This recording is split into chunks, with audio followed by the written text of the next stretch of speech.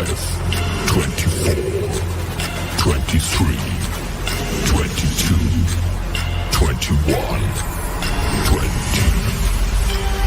19, 18, 17, 16, 15, 14, 13, 12, 11, 10, 9, 8, 7, 6, 5, 4, 3, 2, 1, 0.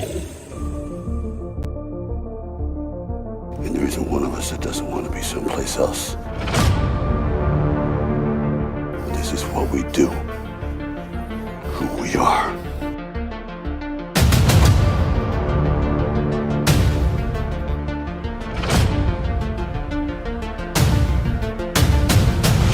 Survive a war, you gotta become war.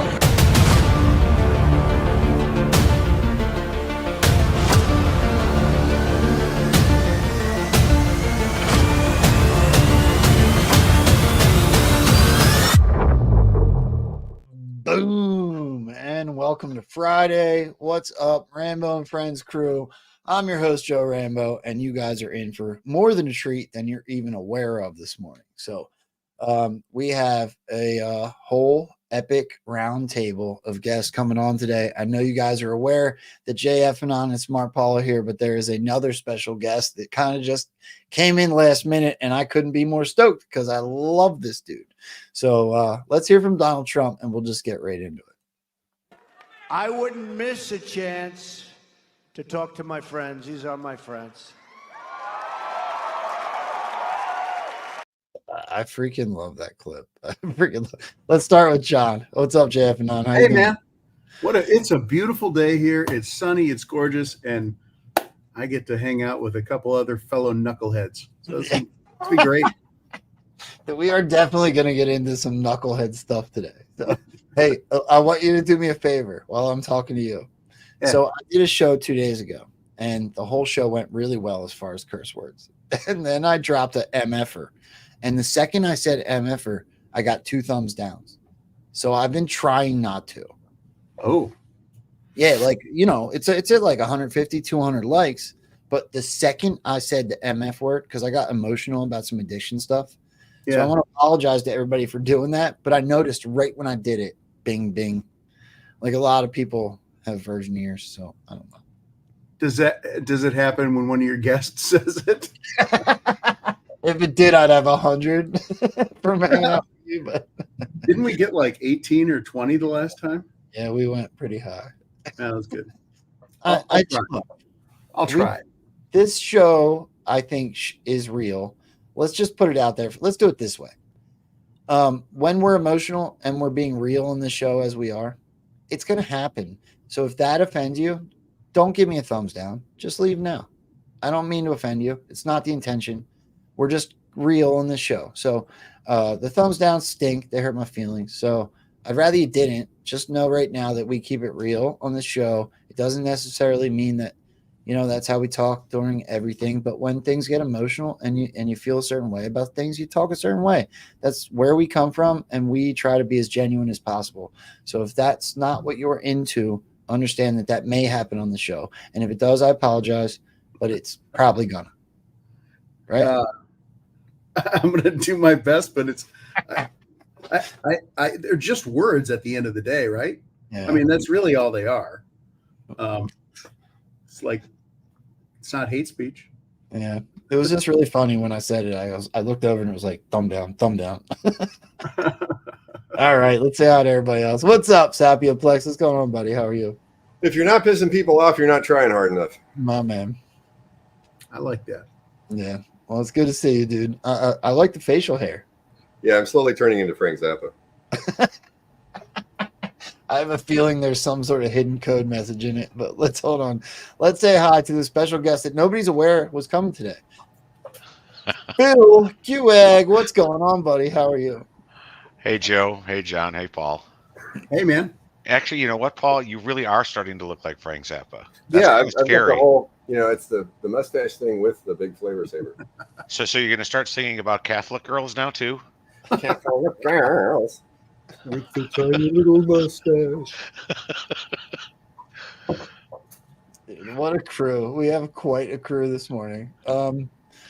So I'll put it out this way so that you guys can maybe start talking about it. Phil saw that I put on one of the posts that I was promoting the show with protect your mind and control your emotions. I kind of put it out there with you guys because it's my opinion that you don't just think outside the box. You are the types that take the box, you set it on fire, and you giggle as it burns.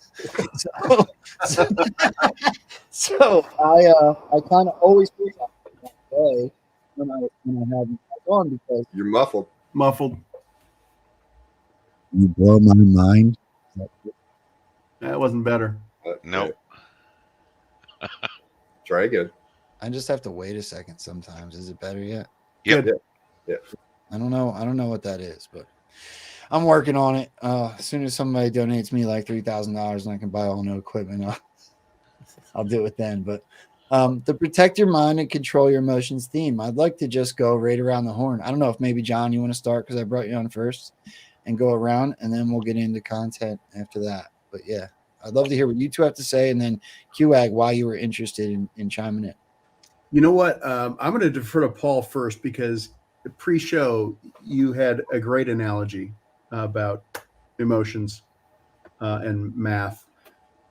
Yeah. You want me to just say? Yeah. I mean, I got my own thing to say, but so for everybody listening, we were or not listening, as it were, we were talking about emotional thinking and how I believe most people don't realize how much of their thinking is emotional because they don't know how to recognize it.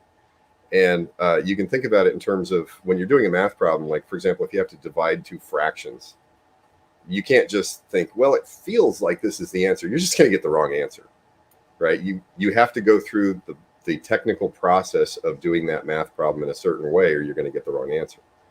And everybody knows what that feels like to do a math problem. That's why I'm using it as the analogy. But when you're thinking about a relationship decision or a business decision, or like what kind of car you like the best, those are very, very emotional decisions, and people don't realize, this is why 20-year-old guys buy the worst possible car because it looks fast, right? And so there's an entire market selling cars to young men because they don't know better. Like, it's literally a class of product. Hold on. I have to interrupt you because I just did it. I have to. I'm gonna throw myself completely under the bus real quick. So I want you to hold on to that thought, and I want you to keep going. But I'm gonna give a perfect example of what you just said. So there's 5 kids in this house, 2 of which are boys. I'm teaching to play lacrosse. It was my passion. There's 3 girls, one of which is leaving for West Virginia college here very shortly. Very proud of her, especially with what she's been through. Many of the people in this show that have listened understand that. But to get to the thing that you're talking about, I can't afford like I've had an R6. I've ridden Harleys. I've driven bikes and trucks and cars my whole life, and I can't afford that right now. But I could afford this little goofy looking thing that I found on the internet. Did you buy a moped? Bro, I bought a I'll pull it up. So I bought a scooter.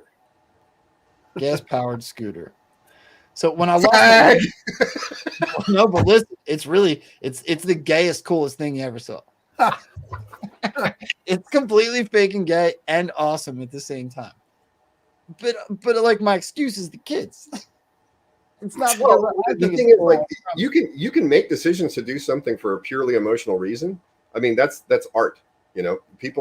People do, like, I'm turning into Frank Zappa not because it's rational, because I think it's funny, and it's really annoying right now. I hate facial hair, so but the key is to know when you're doing it. So for example, let me give you an analogy just because this will be fun to listen to. I used to live in Austin, Texas for about 25 years, and I would go downtown. I'd go to the bars and things, and I'd see all these different demographics of guys and girls and how they interacted. And then, you know, you're out at 2:00 when all the bars close, and you see some guy in a muscle car doing donuts in the middle of the street, and he's about to get arrested. And I literally saw a guy do a donut in the middle of the street at 2:00 and then slam into a car on the side of the road because he lost control of his muscle car. And I thought to myself, okay, A, that's alcohol, but also what kind of a moron do you have to be to not say that's a bad idea? Right. So then I started thinking, you know, some girls respond to that. Yeah. Like some girls like when guys peel out and make a bunch of noise, and it's like, look how loud my machine is. Right. It's, from a rational standpoint, it's the most retarded thing ever. But then these girls go like, oh, he, and then they'll date this guy who's obviously a moron. Right. So I wanted to know why. So I actually did an experiment myself where I went around and I asked all sorts of different girls, do you like it when guys, you know, peel out with their cars or rev their engines or race each other? And what I found is that it's proportional to intelligence. A bunch of people are going to hate me for saying this, but the really dumb girls liked it and the really smart girls hated it. Self-selection process right there. It's a genetic anomaly of life. Like, if you go behave like that, you're going to end up with a dumb chick. I'm putting myself in the dumbest category. You just called all the people that do dumb things stupid, and look at what I bought. I think what you bought is awesome. Check this out. Check this out. It looks like a little dream machine. That's awesome. That's awesome. That's not gay. I like it because it's different. The thing is, you know, it isn't look how badass I am. I like it when I bought it. I wanted to see that guy peel out and tip over. No, I like it. You know, some people are going to respond to that because they're going to go, "Ooh, that's different than what I saw on MTV." It's called a ruckus. So it's a Chinese. So everybody get mad at me. I don't care. It doesn't matter. I did it for the kids. But it's a Chinese version of the Honda. Honda makes a scooter that guys were taking and stretching out. Well, some Chinese guy decided I'll just copy that and make a clone version of the one that's already like, and it's super cheap. I bought it it was like next to nothing, to be honest with you. Like a motorcycle is 11 grand, 18 grand, 20 grand at this point. I bought that for under $2,000. Wow. And all the kids get to play on it. It might last me a couple years. I don't care. See that? But that's smart though. You have rational reasons why you did that. Yeah. That work for your situation. Other people will go out and just buy something that's the worst possible idea just because how it looks, because they saw something on TV or they think other people will view them better if they make this decision versus that decision. Yeah. You know, here's a hint. People aren't going to view you good no matter what you do. You're always going to have haters. Agreed. Yeah. And I've never been the guy to give a shit what you. Oh, man, there's my first thumbs down. I've never been the guy to care what anybody thinks. I think it's cool looking. The kids are definitely going to think it's cool looking. I drive a Volkswagen GTI. It was the same car I bought when I was 16. Like, I don't care what you think of me. I have to drive to Philly and back. So I bought a small car. I don't really care. I really don't give a crap what you think of me. I thought it was funny that you brought that up about buying stuff because I thought that was cool. Yeah, that's the best reason. I mean, I dated a girl for 4 years one time, and when I first met her, I met her on a dating site, and she asked what kind of car I drove, and I thought it's kind of a red flag. So I told her I drove a little white beat up Volkswagen, and I mean I drove a G37S, a nice sports car, and so I showed up at this coffee shop, and I got out and I walk in, and she says, "You don't drive a white Volkswagen." I said, "Yeah, but you showed up." My man. And she thought, that was smart. And we were together for 4 years. So, yeah. Well, let's transition and give it over to Phil here for a minute. Phil, do you want to chime in and let us know what interested you and what you think so far, what we talked about? Well, it's kind of funny because, John, if you remember many, many months ago when I was just starting my divorce, Yeah. You got me to post a picture of a banana with something in it, and I just said yes or no. Do you remember this? No. Why? Where is this going? Well, somebody replied to that and said, just get a sports car instead. Okay. Wait a minute. I'm slow today. Or a monster truck. But I mean, it's funny because I literally just went and bought a minivan. Yes, I intentionally bought a minivan.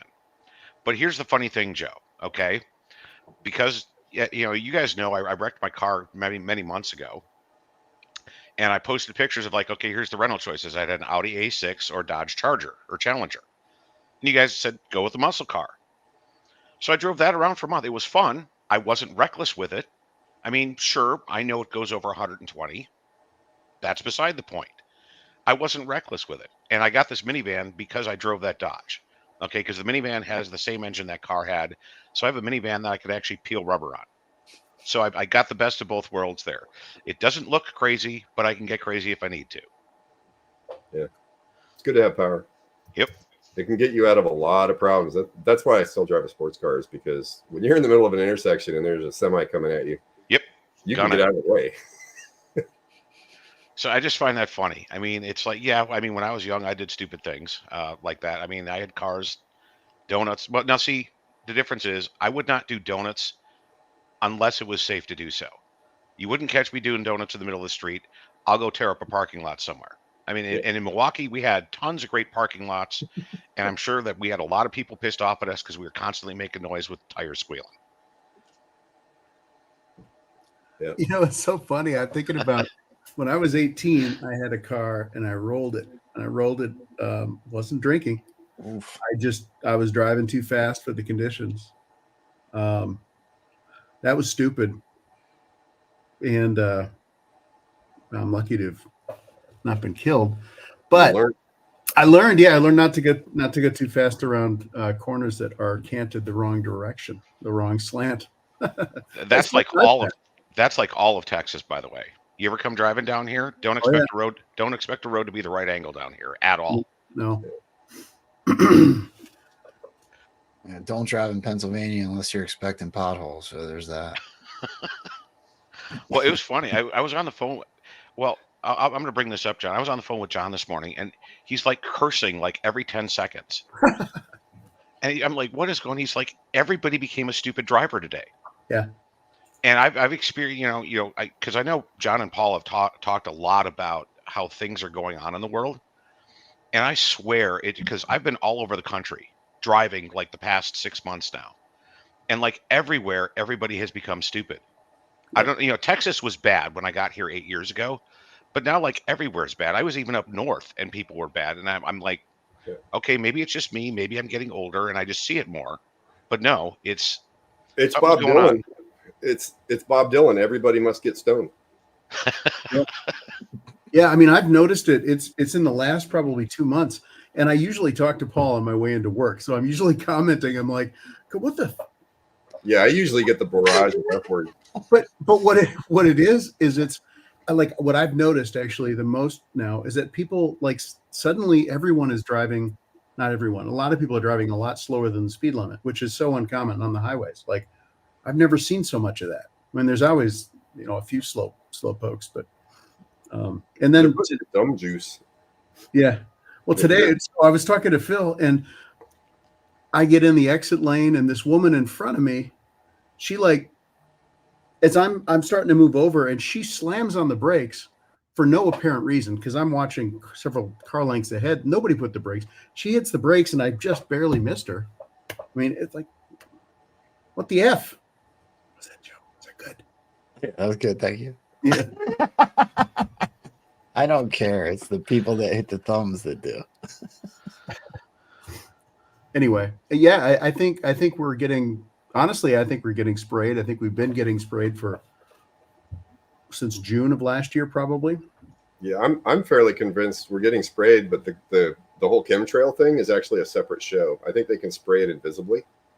And I think the chemtrail thing is part of the education thing. So There's an amount they need to spray for the psyop that's going on, and then there's the amount that people are accepting the narrative of their spraying. So they're using the chemtrails to show people spraying. Well, it's used. Okay, so that's one of those points that people like to push back on. If Patriots are in full control, if Donald Trump's really in his second term now, if blah blah blah, on the type of things that I post, that's one of the points that I get pushed back on. If that's happening, why are they still spraying us? Yeah. Because they've turned the information space into a full spectrum of contradictions, so that no matter where you look, you can find any number of different arguments for and against anything you think.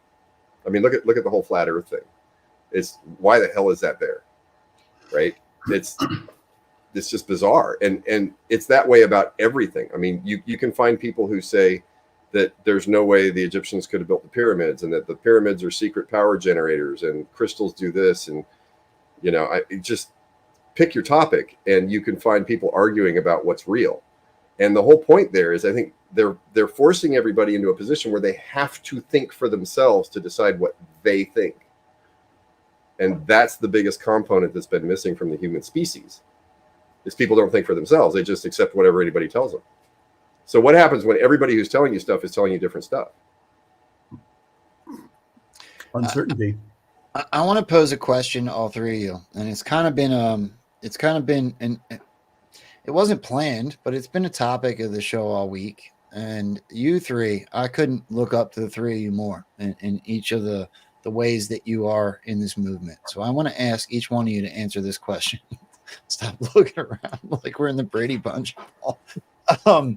So there's been a thing that's been happening in the movement this week where even more people flipped on like General Flynn or whatever, right? So we don't have to get into calling people out or anything. Right. What a beautiful black sky. Agreed. Thank you for wearing that shirt today. The point that I've made and that I want to put on to you guys for just a moment is that I don't personally think that it matters. Right. I think that that's the main point, to be honest. When we're fighting over whether or not someone, whether it be General Flynn or anyone else, is a traitor or not a traitor, or they made money this way or they didn't make money this way, or whatever the hot button talking point is on the divisive conversation, I think the point is that the conversation is divisive. And I think that it's taking away from the ultimate conversation, which is also General Flynn's talking point: local action equals national impact. So you guys are so far outside of the box in your thinking processes, and I think Phil actually falls into this case too, that I want to hear your opinions, because it's mine that what's dividing the community doesn't mean crap. It doesn't mean anything except for division. And the drops talk, Phil, I'm definitely want to hear your point on this, but how many times does it say unity? How many times does it say they want you divided? How many times does it say that they want to divide you on religion? And it doesn't break down the list. So if it's not promoting something that is moving the sticks forward in a positive direction, I feel as though it doesn't matter. And people are getting sucked in emotionally. And I think that's how I'm going to wrap all you guys into this. They're getting sucked in emotionally on things that matter exactly none at all. And so I want to hear what you guys have to say about that, just because it's so prevalent right now on social media across the board, especially X. Well, I just dropped a link in chat if you want to bring it up. I just did a tweet like almost in the same vein a couple of days ago. Because that's the thing is like, and I'm not saying all the people following some of the dividers are dumb or stupid or anything. It's largely emotional reactions. They haven't yet learned to take their emotions out of their decision making. I mean, God gave us our emotions for a reason, but he also told us not to let them rule over us. And that's the part of the equation I think people are missing right now is, they're getting excited, they're getting engaged. Like Paul said, it's like more people are thinking now. Okay. But yet just because they're thinking doesn't mean they realize that we have been conditioned through our media, television, news, magazines, all of that, movies, you name it. I mean, how many tearjerker movies have we seen? And it's like, when people walk out of there, what are they, what's their emotional state and how easy are they to nudge? Because on the way out, they happen to see an ad for, I don't know, Planned Parenthood. Viagra. Well, or Viagra, exactly. That's a great example, actually. But I mean, and that's the point is we've got more people thinking now, but they haven't necessarily detached their emotional state from their thinking. Mhm. And that's why I put one of the reasons I put that tweet out. I just wanted to highlight. It's like, look, and I don't care whether Flynn is VP or not, okay, but the deep state or whoever's running that side of the house doesn't want Flynn as being a possibility for Trump, so they're doing everything they can to sully his reputation right now. So this huge ramp up in attacks on Flynn is coming from them, whether Flynn is VP or not, just because they want him out of the running. Well, and that's why I graphed it for people to show them. It's like, look, 6 months ago, yeah, you're seeing a little bit, but now you're seeing a lot more, and now you're going to see even more going to August. Why? Because they want to make the emotional play to people, because all of their arguments are literal nonsense. It's all hearsay. Somebody said, "Oh, I heard this from my friend," and, and they're not verifiable people. So everything they're throwing out there is based on crap. So they're making the emotional play. Oh, he's a traitor. Well, in our movement now, especially for a lot of the newcomers, what happens when people hear, "Oh, they're a traitor"? What kind of reaction are you getting out of them? Emotional.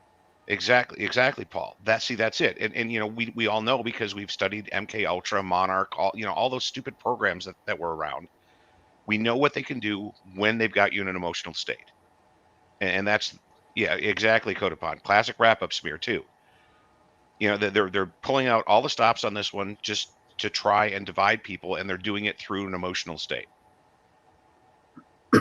Does anybody emotions are how you manipulate people. Does anybody think that Donald Trump is going to pick based on what people on the Twitter are saying? Seriously? But Twitter. That's Twitter. Yeah, you got to call it that Twitter. Calls for an I call it the fly.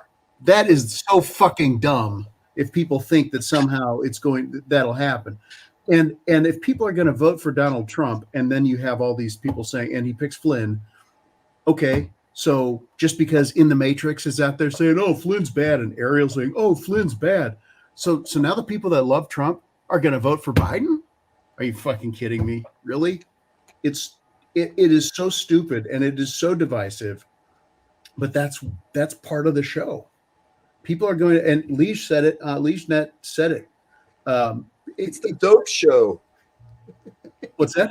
It's the dope show. The dope show. But it's going to get people to think for themselves, because, okay, so you want to follow somebody because you like what they say and you think it's true. I mean, there are people with theories out there that have said a lot of stuff that is completely implausible, where they, like, in terms of not even implausible, completely untrue, but their followers lap it up. I'm talking about the stuff where somebody says, "Well, this statute is on the books and this is what it means." Yeah, well, how about Smith-Mundt? Most Anons believe Smith-Mundt in 1948 made propaganda on the U.S. population illegal. It did not.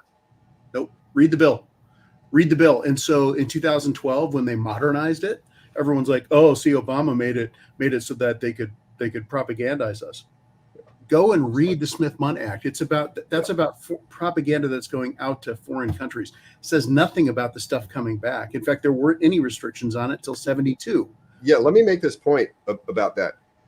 It's a tiny, tiny, tiny thing, but they emotionally decided that they wanted to believe that the 1948 Smith-Mundt Act made propaganda illegal because someone else told them it did, and they said, "Oh, that sounds true." Nobody checked. I read the bill. So I mean, that's because I took that as fact, and then it was about 8 months ago. I'm like, I'm going to go back and read this original thing from 1948, and there's nothing in there. Yeah, so you literally have tens of millions of people running around who are totally convinced of something that's just not true, simply because people on the internet said so. I think it's even been repeated in mainstream news. That assumption is caused because your brain is trying to conserve energy. So you're just deciding, "Oh, that must be true because everybody's saying it." And so you decide not to spend the energy to make sure. But if it's something important and you're calling people traitors over it, you better make sure. I'll even go a step further because I'm guilty, right? I've posted about that act. And not only did I post about that act, but I attached the legal verbiage that goes with it. Yeah. And I looked for what I was convinced existed. Confirmation bias. So therefore, confirmation bias. Tried to find Yeah. what it was I was told. And like it was wishy-washy, but I found enough. We've seen law firms who are posting analysis of it, and they're wrong. Yeah. They're just wrong. Now, this stuff is probably there for a reason. It's probably part of the show. But at the end of the day, people need to learn to not make assumptions to save energy when it's something important. You need to check for yourself because people are going to lie to you. QA, do you have any idea how many times the drop said unity? Probably the same as me, right? It's a lot. I'd have to go look that one up, but it was a lot. I mean, some of the larger drops almost always had "they want you divided," talks about what happens when we become united, and that's really the whole goal. And by united, I mean, just to be clear, that doesn't mean we're all thinking the same exact thing. Yeah, there are 52. There are 52 drops with the word unity in it, but that doesn't include united or divided. So there's tons of Q drops. So, Paul, you went in multiple directions there, but I pulled up the lyrics. Do you want to go through that, or do you want to get more into the? Sure. Do you want? You talk about the what I said about the dope show? Yeah. Yeah. So I read about before you go there. Co DuPont says, yeah, and they know all the scores in the sports game, though. Yeah. People are paying attention to the wrong shit. Yep. There it goes again. Yeah, So- they'll look up scores, but they won't read a law. Yeah. So what this whole dope show thing? I realized this morning that the song, the Marilyn Manson song "Dope Show," may not be about drugs. It may be about idiots, dopes. And so I went and read the lyrics, and sure enough, it's not about drugs. It's about idiots. So I think we're living in the dope show, and this song was written. I think it was 1998. The song was written. Everybody can go read it. We don't have to read through it, but if you scroll down just a little bit, you'll see a line. How many or when will people awaken? We're all stars in the dope show. Yeah, we're all part of this mess. Keep going. I think this foretells. I think they knew that social media was coming. Yeah, not Marilyn Manson, but the guys running the show. And this song is out there for that reason because Right. the drug that he's talking about is social media, and I mean they even say narcissism in there. Yeah, I mean, it's dopamine. People are going for dopamine hits by liking what everybody else likes and being part of the group and all that. Who will I wake up with tomorrow? Is that an awakening reference? No, don't know. Doesn't really read like it. But when you read through the lyrics, read it with the lens of we're going through this massive psyop and it's trying to wake people up because everybody's being dumb about the way they think. And the song takes on a completely new meaning. Yeah, it's interesting. This is blowing my mind. I see it. I really do see this as Go blow your mind. It's like blowing your nose. We're all stars in the dope show. Yeah, somebody said to me earlier, I won't say who, but said, I want to be in like with the in group, and I just told them you are. We're all playing our part, whether you like it or not. Even if you're not aware of it, you're playing your part. So That's stage. Interesting, because it seems to me, I kind of want to get off this topic. I don't mean to bring it back up, but there's been a bunch of people very recently that have now added to the group of people that are attacking people like Jennifer Flynn in the movement.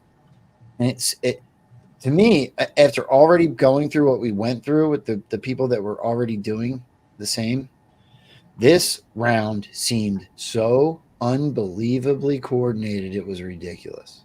Yep. it'll get worse. Yep. It'll get worse. I've been saying that for well over a year, that this is going to keep getting more and more and more absurd until what I call the judo flip. They're going to flip it and everything's going to get better very, very rapidly, because they're going to show an enormous contrast between what happens when you're stupid and what happens when you're smart.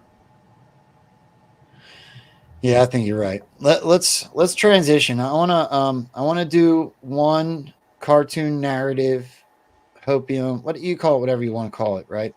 It's a post that I made a while back, but I told Real AF Patriot that I would show his version today because I'm super stoked that somebody's posting about this again.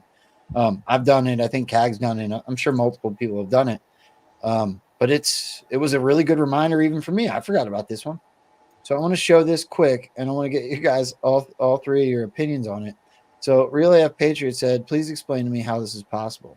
If the Patriots aren't in control, you probably remember that the United States Air Force commencement address when Biden fell off the stage. But do you remember what happened before that? During the PBS live stream, just before the 17-minute mark, there was a glitch where the screen cut to a sound clip, a grainy video, President Trump talking about the 2020 stolen election and the importance of free elections. Now, sidebar, this is me just talking, not reading. Does everyone remember when Joe Biden, this clip is still up on YouTube, a voice which sounded very much like Hunter Biden's came on and said, I took a plea sentence for a guy, and then it trailed off in the middle of Joe Biden's speech. Yeah. So here's another example of a hot mic intentionally being inserted into a video that's this was PBS. All right. So I'll just get to the clip. Listen to this. President of the United States, President. It's kind of quiet. There's nothing I can do about that. It's also not playing quickly. Today, we're honored to welcome the 46th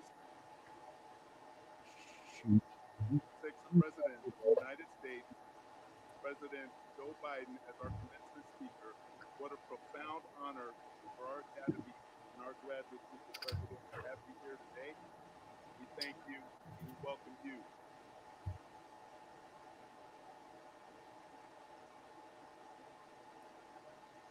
Stuffing the ballot boxes where a person comes in, looks around, goes in, and then I think one person stopped at 28 different sites, 7 or 8 votes each, but they had hundreds of. It's pissing me off. If we don't have free and This is almost as bad as a Microsoft demo.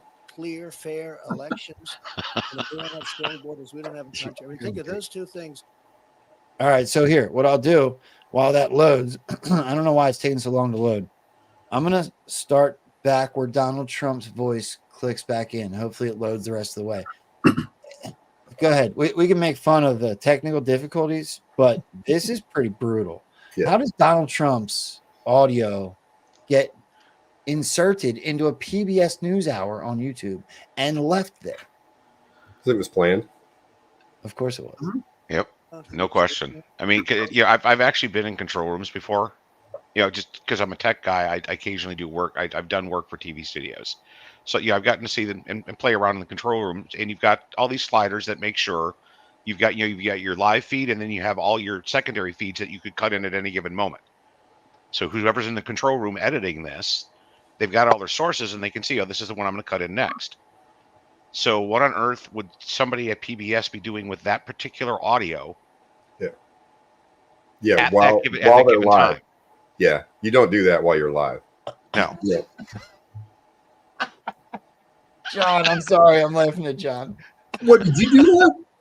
I didn't do that. That's some filter, some gay filter you have on. What the fuck? Oh, yes, the camera gestures. What? Yeah, do a thumbs up to the camera. I didn't do a thumbs down. I did nothing. I was just sitting here. There's certain motions. I've had this happen at work where all of a sudden balloons go flying across the screen, and I'm like, "What?" Never had that happen before. I'm surprised I don't have 4 thumbs downs already because you. Oh, you got a frog. There you go. I got that as a background, but I hate green screen. So, But yeah, I mean, from a technical perspective, there's no reason for somebody to have that audio running while they're editing a video like that. Right. Much less splice it in at that particular point in time. Or And Phil, you remember the one I referenced prior, right? Yes. And it's the same set of circumstances. And and even if they're using like desktop video editing, even if they're using like Adobe Premiere or HitFilm Pro, pick your video editor. Why you have to specifically drop something into the timeline at a time when nothing else is playing in order to get it to play. I mean, you edit videos together, don't you, Joe? Yeah, a little bit. I'm Well, trying. I'm trying to learn. but so you know the process. So why is that audio, or that clip of Trump or that clip of Hunter Biden, why is that left there? There's no logical reason. There is another way to do it, and that's to splice it on the network.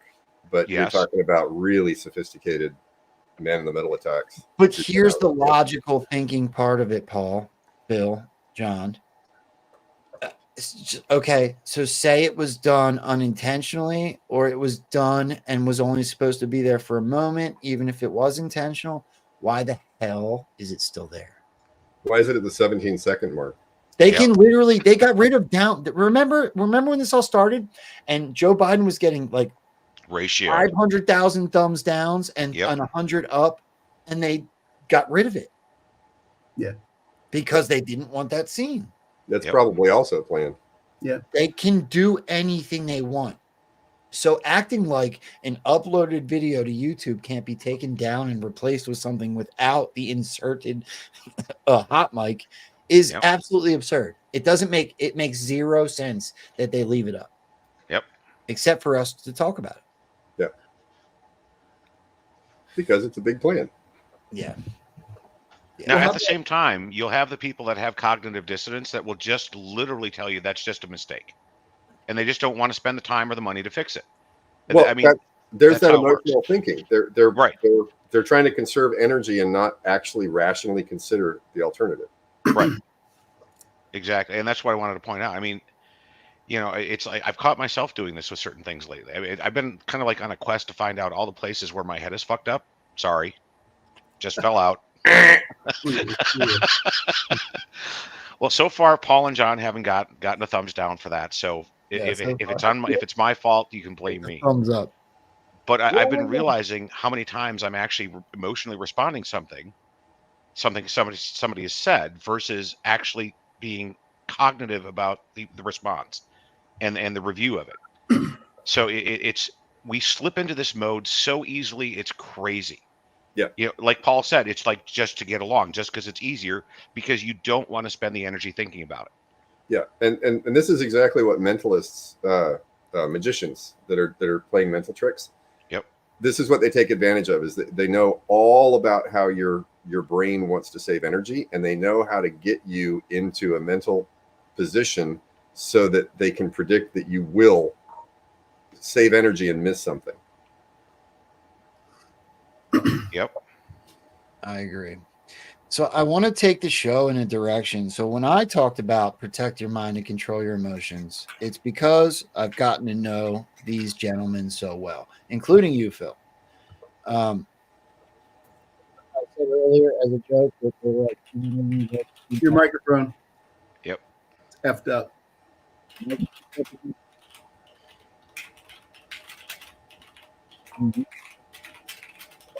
Nope.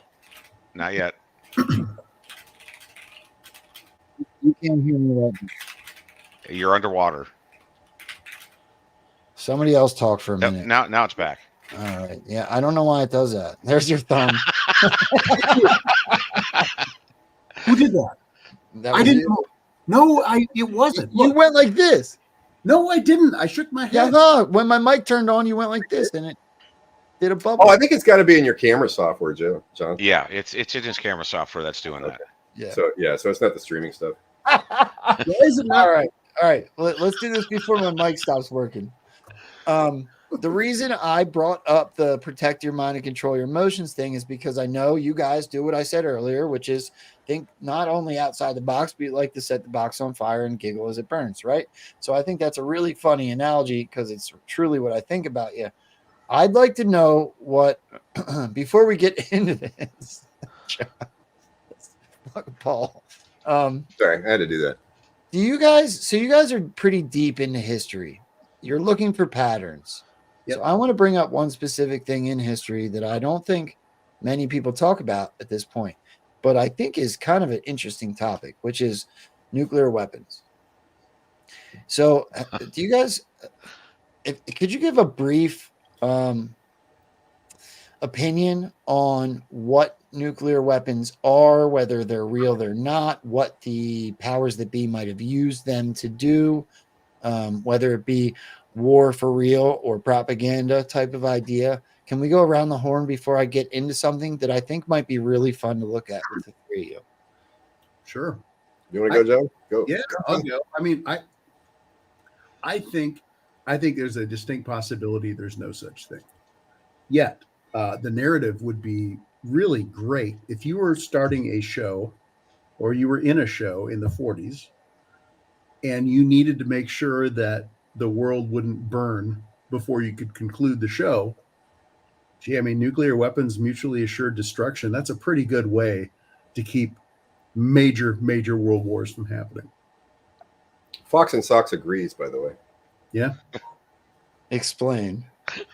There's a page in Fox and Sox that appears to this is in my Fox and Sox article, which some people will go, Fox and Sox, that's dumb. Okay, read the article. There's a page in Fox and Sox that appears to refer to three factions that we think are China, Russia, and the West including Europe, that appears to describe the Cold War precisely. And we think it was used as a way to stop the big money that was being harvested by factions using war like conventional warfare. And so by introducing the nuclear bomb, they froze the money in war.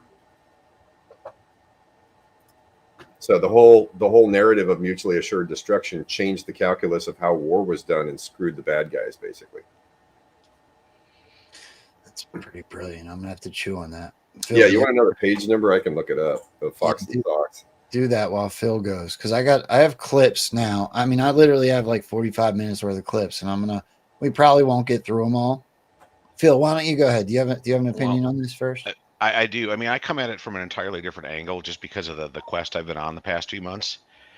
And I look at it from, okay, if you need to scare people and mass move population in a direction, what's the best way to do it? Well, we just talked about this. It's an emotional state, fear. Okay. How many schools built in the late 40s and 50s are bomb shelters? Yep. And then propaganda exactly. in the schools was crazy. Exactly. So it's like, if you just keep extending that metaphor logically, it's like, well, where does that end up? That ends up with a population scared of nukes. It's always a threat that can be held over any generation's head because it's constantly been refreshed. I mean, you look at the 80s, Reagan with Star Wars and the Strategic Defense Initiative, people were going ape shit because, Russia's going to nuke us down. No, they're not. They never were. But the fear pushed everybody in the world in specific directions. And it's funny. I mean, and this might come from the fact that I wrote a series of books by Isaac Asimov, which I'm starting to suspect were plants. Yes. Called Foundation. And one of the things they talk about is what they call psychohistory, the prediction of the mass movement of people. You can't predict the actions of a single individual. But they talk about, well, how do you predict how this group of people is going to move and act and respond to certain various stimuli? Well, I think they already had the answers. So nukes became, okay, this is what we got to do to the population next to keep them under control. I can't believe, I guess I can, but it's unbelievable that we all think on a similar basis at this point. And I hope that the whole movement's starting to think this way. Let me play this clip and get into what I'm talking about because, Phil, I think you freaking nailed it, bro. Let's watch this one first. And this isn't what I'm getting at, but we'll get to the documentary that I want to play for you guys. And again, anything I play, if any one of you wants to stop me at any point in time, please do. Feel free to interject. Stop me. I'll stop the clip and we'll keep going. That goes for the whole rest of the show.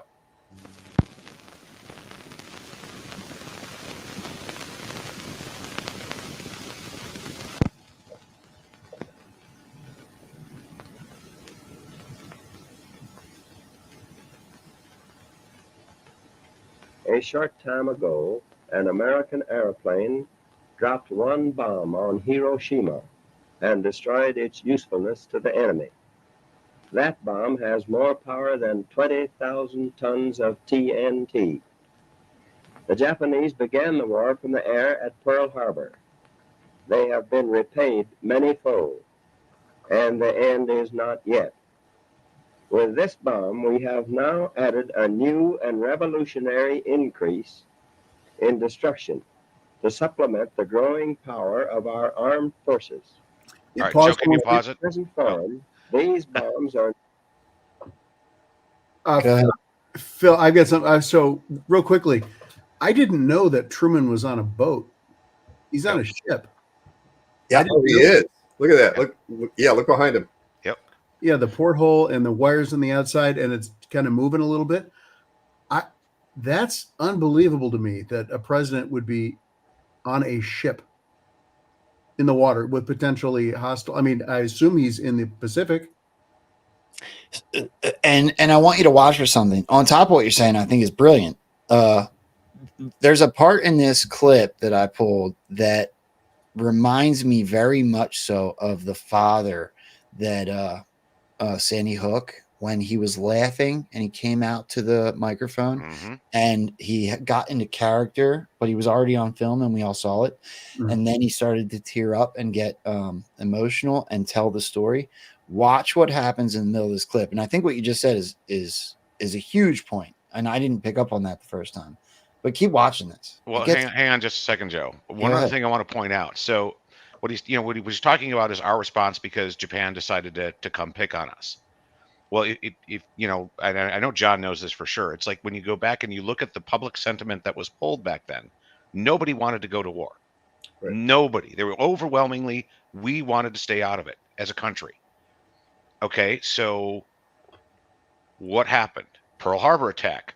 All hell breaks loose. What's going on? Japan's attacking us. Oh, we have to get involved now. Phil, hold your thought. The next clip is going to be yours.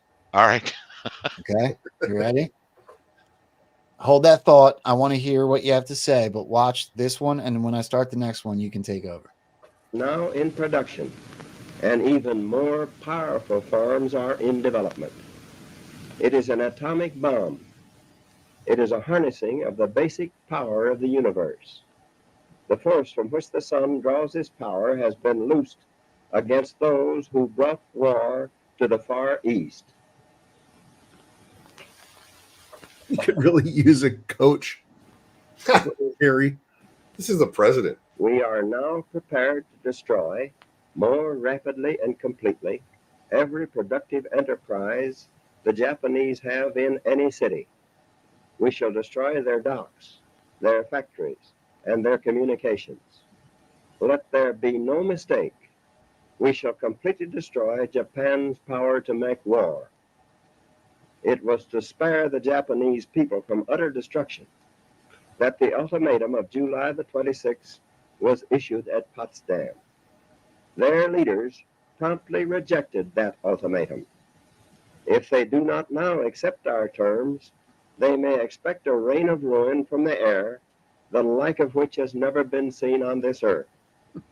Behind this air attack will follow sea and land forces in such numbers and power as they have not yet seen, and with the fighting skill of which they are already well aware. What the fuck? What the fuck? Yeah. No. Go back. You want me to show it again? You want me to show it again? Hold on. Yeah. Why would they leave that in there? I know, right? Wait for this. Because it's a plan.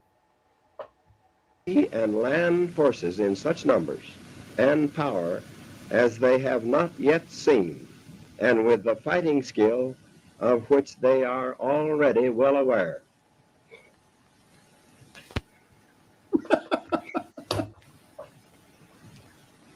We have spent more than $2 billion on the greatest scientific gamble in history, and we have won. But the greatest marvel is not the size of the enterprise, its secrecy, or its cost, but the achievement of scientific brains in making it work. And hardly less marvelous has been the capacity of industry to design and of labor to operate the machines and methods to do things never done before. Both science and industry work together under the direction of the United States Army, which achieved a unique success in an amazingly short time. Wait a minute. Pause. It is doubtful if such. Okay. I just because I haven't heard this before. Isn't Truman? No, it was Eisenhower. Sorry, Eisenhower warned us about the military-industrial complex, right? Yep, Okay. on his way out. Yep. Sorry, got my wires crossed. I'm like, wait a minute, isn't this the guy who's telling us right now is telling us how industry and science are working together under the government? And cross the wires. Never mind. Keep on going. It's okay. The next clip's going to be yours. But did you guys see that? I mean, that laughing, the off-camera stuff, him laughing, getting into character so that he can continue the propaganda, is mind-blowing. He would have had to give the order to kill. What's the death toll in Hiroshima, John? A lot. 90,000. It wasn't like millions. I think I want to say it was like 100,000 or something. I think it was 90 or 100,000. But I mean, he just gave an order to kill 90,000 people, and he's laughing. We were shown permanent shadows on brick walls. Yeah, spray paint. All right, Phil, I think this is where what you were saying is going to come in. Check this out. All right. Japan attacked the American fleet at Pearl Harbor, triggering our entry into that war. President Franklin D. Roosevelt declared the attack was a day that will live in infamy. A day of infamy indeed, but not because of the alleged surprise attack on Pearl Harbor. After 60 years of surfacing information, it is clear that not only was the attack on Pearl Harbor known weeks in advance, it was outright wanted and provoked. Roosevelt, whose family had been New York bankers since the 18th century, whose uncle Frederick was on the original Federal Reserve Board, was very sympathetic to the interests of the international bankers, and the interest was to enter the war, as we've seen, nothing is more profitable for international bankers than war. In a journal entry by Roosevelt's Secretary of War Henry Stimson, dated November 25th, Joe, pause. documented a conversation he had with Roosevelt. Oh my God! I mean, okay. I mean, how many videos have we seen like this about people now? Like, you know, I mean, it's like we've made some of them, and I'm not saying we're right or wrong, but so you know, pitching this, it's like, okay, well, this is saying, yeah, these people wanted to get us into the war, so the military-industrial complex that wasn't termed then back then, but you listen to the way this guy is talking about it. I mean, he's like literally implying evil with his voice, and I'm not saying he's right or wrong. Yep. But the spin that is being put around this is I mean, it's like all three of us laughed because, well, and you did too, Joe. We're laughing because we can feel the propaganda. We can feel that ooze of Psy-War coming out of this video. Yep, in 1941. Well, no. This video was made recently. Yeah. Look, so I've been going back and looking at every single excuse that they've given us for war, and I can't find one that's not a lie. Well, Tom and I have found what we think is the real reason, but it's not. You're not going to find it anywhere. So our Pershing belt theory, right? It goes back to Teddy Roosevelt and John Pershing. Right? I have this right here. You have to do this. But going on about that, what we think we found is this ended up being a worldwide effort to basically get rid of, and there's still a cartoon narrative theme here, but it's different than the one that we're seeing played out right now. We think that World War II was the way to get to have a number of things happen over in a short period of time. So the net result was that Germany's army was decimated. Japan's army was decimated. Russia took a hell of a hit too. And so those armies are no longer able to threaten the next 70 years. And then Yeah, they the had rest of the world. nukes for that. Yeah, and then they put nukes in there, which scared the piss out of all the populations and made large-scale war pretty much impossible. Right. It's my contention, my theory, that Hirohito, that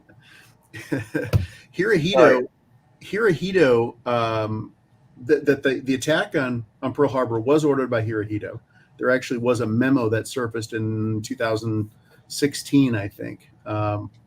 Anyway, we don't need to go into those details. But what I think is interesting, though, is that if you look at the motivation for Japan to attack Pearl Harbor, you want to talk about a suicide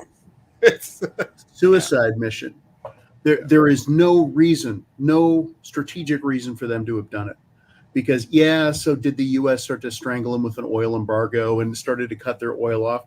Well, yeah, it did. Well, attacking Pearl Harbor isn't going to do that. It isn't going to fix that problem. But on the world stage, with everything going on, there are two factions that were fighting each other. Yep. And there's a huge reason to get the U.S. into the war. Well, look, the U.S. getting into the war meant that the war would end because the U.S. had men, had material, had a shit ton of resources, and would be able. And nobody was attacking the U.S. mainland, right? So the U.S. could handle Europe and the Pacific at the same time. Now you go back to the history books and they say, "Well, gee, America really didn't know going into this." Thanks, Neil. Sorry, you'll let me laugh. I'm trying to find where I've got my my notes on this stuff, but it's really interesting that Japan's attack on Pearl Harbor, even Yamamoto. Let me get that real quick here. Yeah, Yamamoto has instant regret over the whole thing, and he even said, I'm afraid we've awakened this sleeping giant or whatever it was. Which may also be scripted too, by the way. If they were trying to terrify the shit out of the Prussians, Yamamoto saying that would have an impact. Yeah. Anyway, U.S. getting into the war meant that the war would be over. And by the way, what was also really interesting is that, let's see, the Tripartite Pact on December 5th of 1941, Japan went to Germany and said, because they were part of this alliance that was pretty loose. It didn't have a mutual defense clause. It didn't have a if no separate peace clause. It didn't have that. So Japan could have dropped out of the war at any time and not violated the agreement. Well, on December 5th, they asked Germany to support an attack on the U.S., number one. And number two, they asked Germany to declare war on the U.S. And number three, they proposed an amendment to the tripartite, which said that neither country could sue the U.S. or the U.K. for a separate peace, which is hugely significant, right? Because if Japan really felt threatened and felt that they were going to be dead, gee, I mean, they would have wanted the ability to have a separate surrender. Yeah. But this basically tied these fuckers together. Because Prussia was shitting its pants.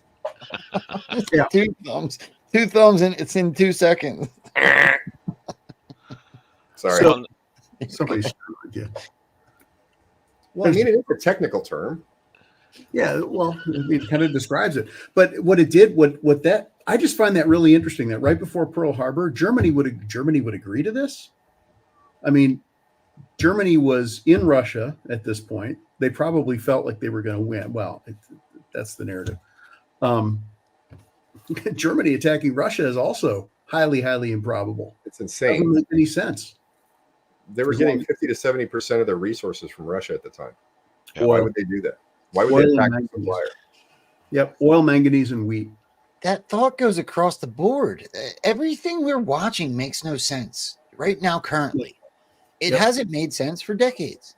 It does if you look at it from a larger perspective, which is what John and I have tried to do.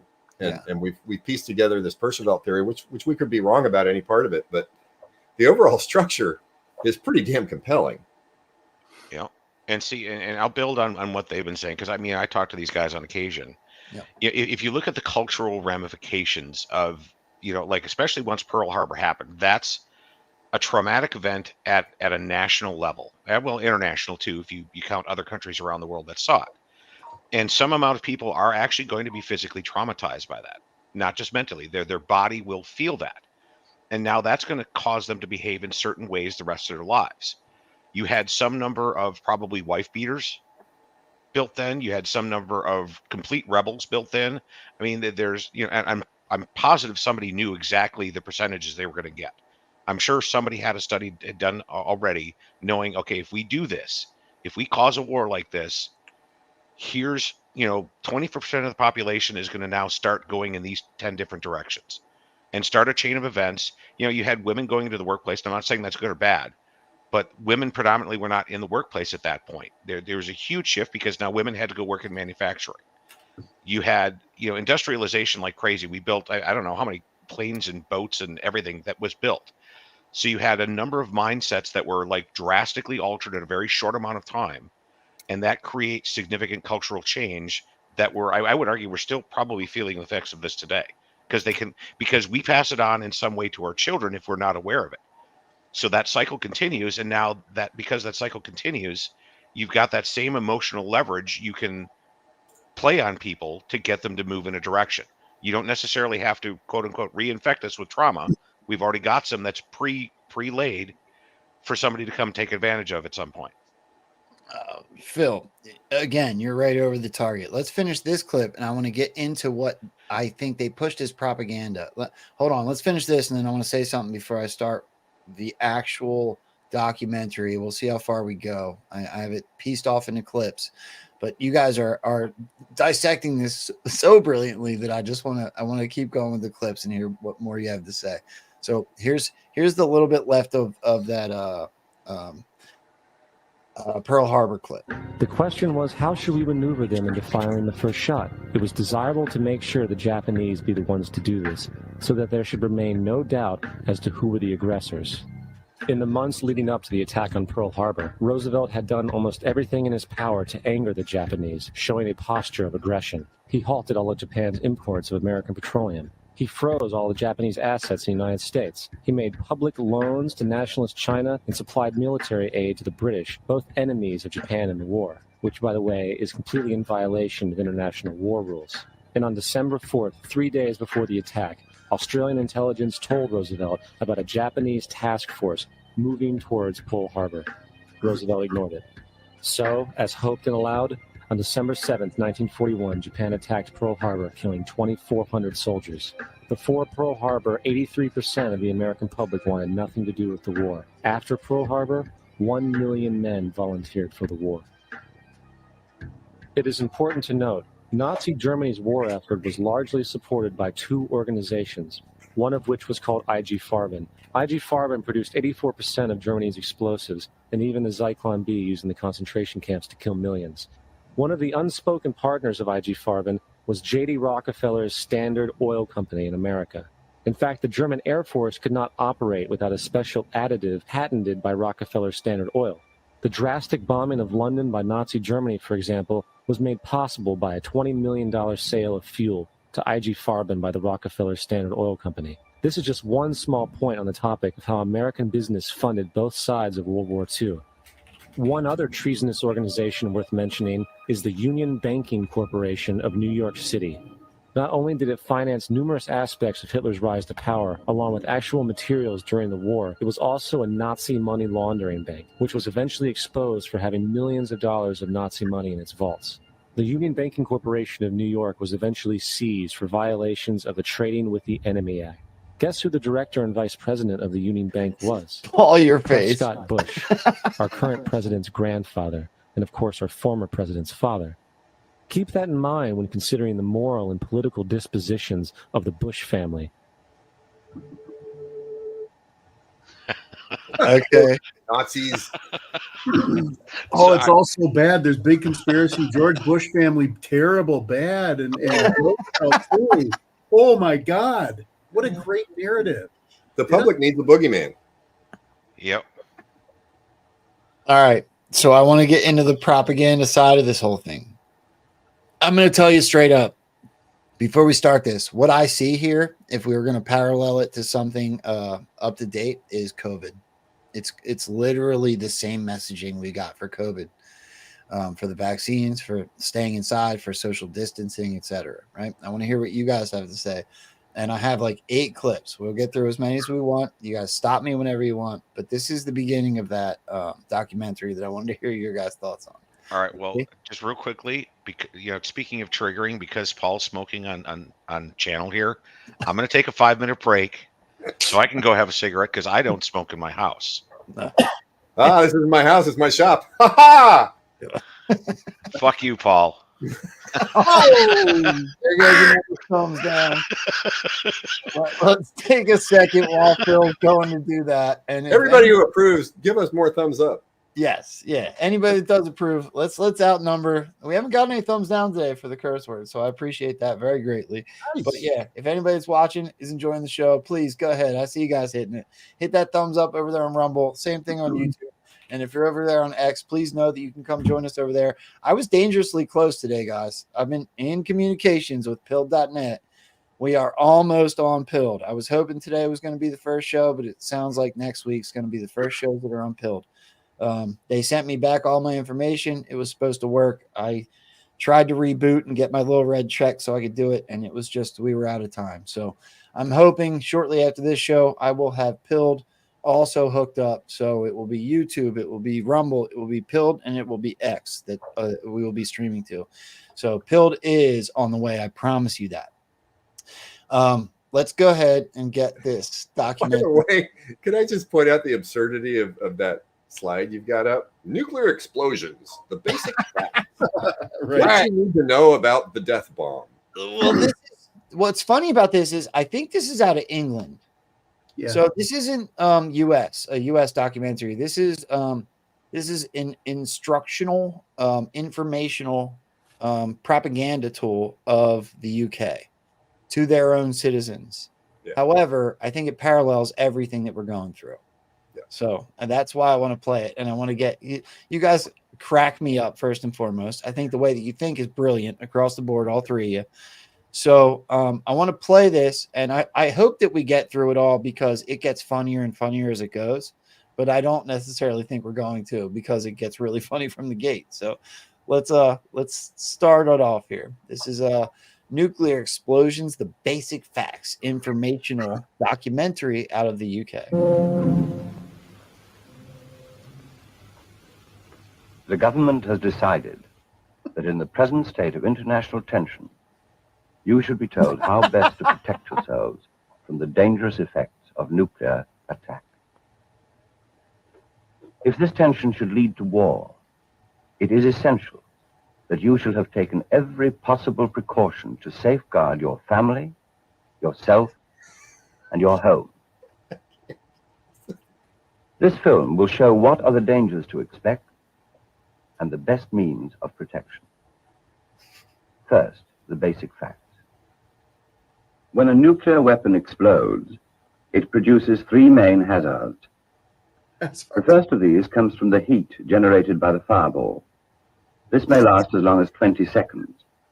The heat is so great that for some miles around the explosion, it could kill people who are caught in the open, and it could burn exposed skin over a much wider area.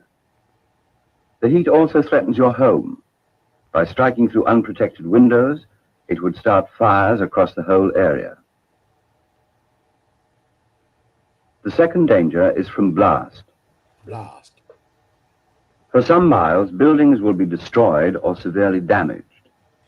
Further out, buildings will suffer less severe damage as the blast effect diminishes. And for many miles beyond that, there will be light damage, such as broken windows.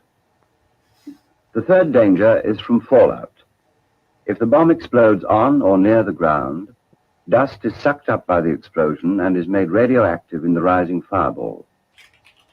It rises high in the air and is then carried downwind, falling slowly to earth over an area which may be hundreds of miles long and tens of miles wide.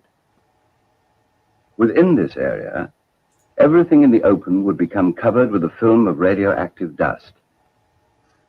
This fallout dust gives off radiation, rather like X-rays, rather. Radiation cannot be seen, felt, heard, or smelled. But exposure to radiation can cause sickness and death. The radiation is at its greatest intensity during the first 2 days, but the danger decreases rapidly as time passes. After 2 days, it is 100 times less harmful than at first, but even then it is still dangerous. These then are the dangers that may face all of us: heat, blast, and fallout. In the other sections of this film, you will be shown what precautions will help to protect you from these dangers. Come on. It gets so much better. This gets better and better. Do you have thoughts already? Joe, I put a URL to a photo that might be worth throwing up on the screen because there's a whole bunch of these photos online if you look for them, and they're basically exactly what you would do if you wanted to fake a nuclear blast.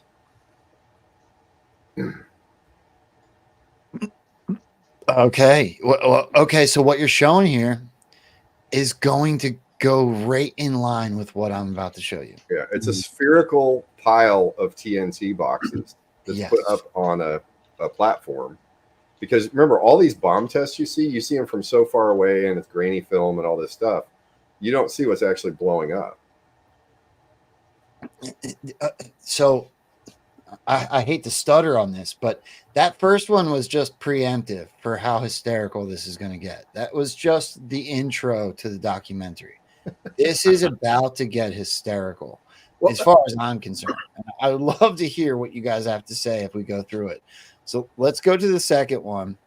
These do get fairly long. I want you guys to stop me. Can I point one thing out? He was like, you can't see it. You can't taste it. You can't smell it. But it's going to kill you. Yeah. COVID. Be very afraid. COVID. Oh, and there could be more bombs later. But by the way, can I also point this out? I don't know if nuclear bombs exist or not. I've never touched one. I've never seen one in person. I don't know enough about the physics of smashing uranium and plutonium together to know if that would actually cause a chain reaction. Maybe it would. Maybe they can build nuclear bombs. All I'm saying is that this is a perfect opportunity to scare the shit out of people and show them something that may not be real. Maybe the nukes are real, but maybe nobody intends to use them. Maybe it's just for the psyop. But okay, so if we're gonna say maybes, maybe they're made to completely the F up, just like COVID, to fear you into doing exactly what clip number 2 is going to show you what you have to do. Exactly. Yeah. Well, and the other aspect of this, you talk about programming, at like right, in the lead up to the war, that's when the film industry was like booming. And one of the first things that started coming out was all these newsreels, and then you started getting like films shown in schools. So you basically laid, at the same time, all this crap, quote unquote crap, is going on in the world. So now you're getting a bunch of people to believe, oh, the government knows what they're telling us. It seems authoritative. It seems legitimate. Yeah. Whether it actually is or not, well, we kind of know the story there. Right. This is official, so believe it. Well, exactly. So go ahead, Phil. No, go ahead. I was just going to say, let's just keep it basic. If we know that the government wants to fear us up so that we are under control, then this is a blatantly obvious example. Yep. I mean, how many of these movies? I mean, I actually said at the start of the summer in chat, it's like I love these films.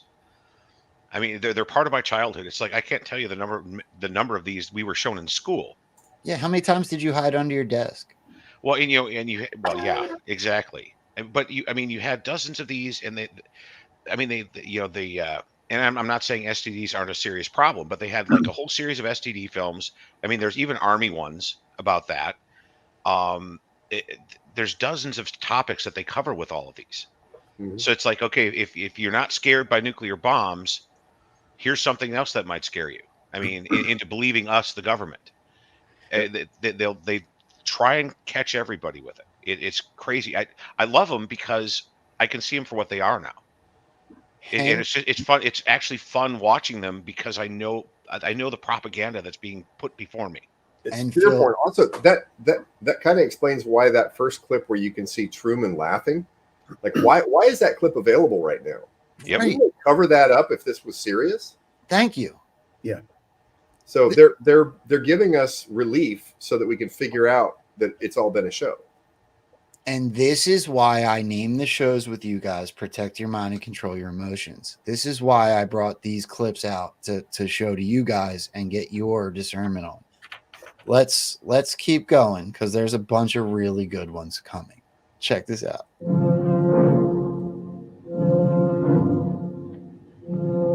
Listen to the music. To obtain protection against fallout, and as far as possible against heat and blast, I'm sorry. I'm going to have to mute myself. I'm going to keep laughing through this one. In which to shelter, both during the attack and during the period of intense radiation that may follow. The penetration of harmful radiation is cut down by heavy and dense materials such as brick, concrete, and earth. The more, therefore, of these materials you can put between yourself and the fallout, the greater the protection you will obtain. The fallout will not get inside a house that has its windows and doors shut and has not been damaged by the blast. But it will settle on the roof and around the house. It is the radiation from this external fallout that endangers anyone inside. Now the choice of a fallout room. All right, pause. Cellar will give you the best protection. Okay. So now, I mean, I haven't seen this one before. This is hysterical. That's why I had to mute myself. Okay, so they literally just gave us a quote-unquote basic lesson on radiation and what materials it can and cannot penetrate and how much it can penetrate them. Correct. Okay, so if this was like the big scare, so it's like you had a bunch of brick ranches, like 1 million brick ranches built in the 50s.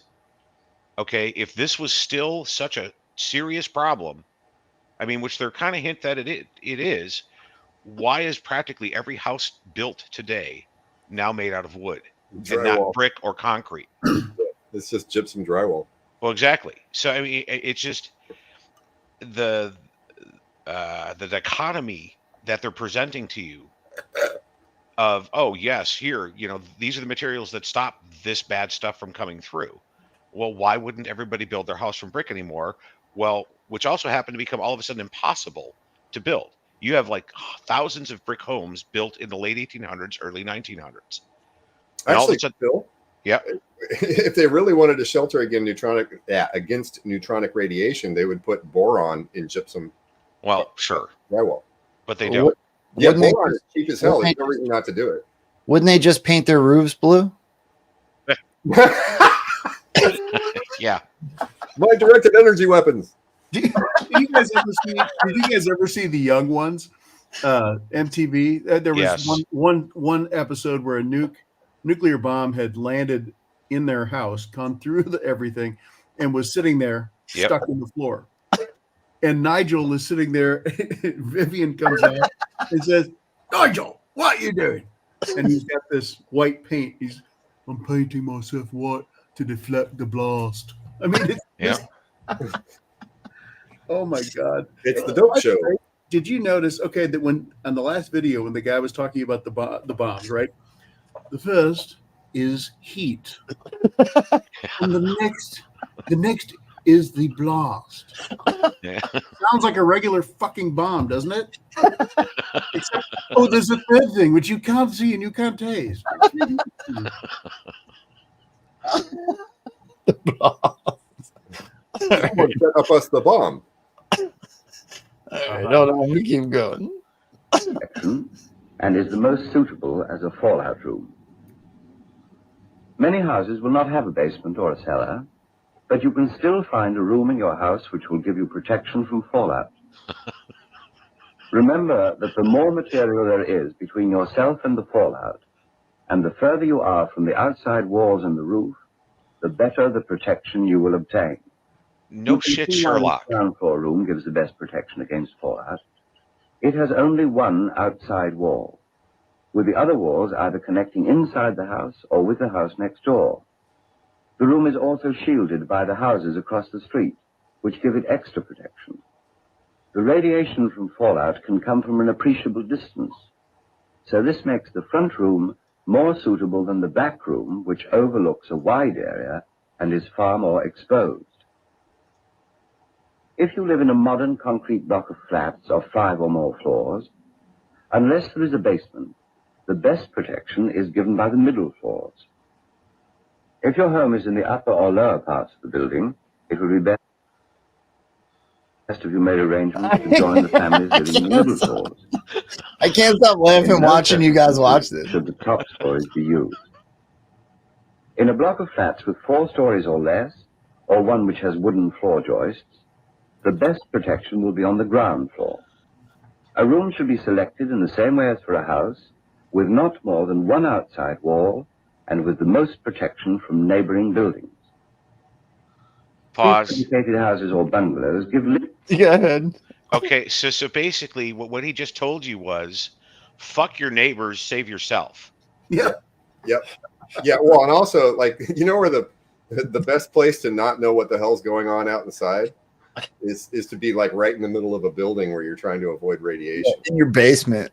Stay away from the windows. Yeah. You can't see what's going on. So they Look. It'll burn your eyes out. You know what? Look at these papers, but we are. Yeah. I think COVID taught us this. You see what I'm saying? Yep. I think masks and social distancing and 6 foot and shutting down the planet. I am of the opinion that it got so absurd that now we look back at this and think, OMG, they've been doing this to us the whole time. Yeah. Yep.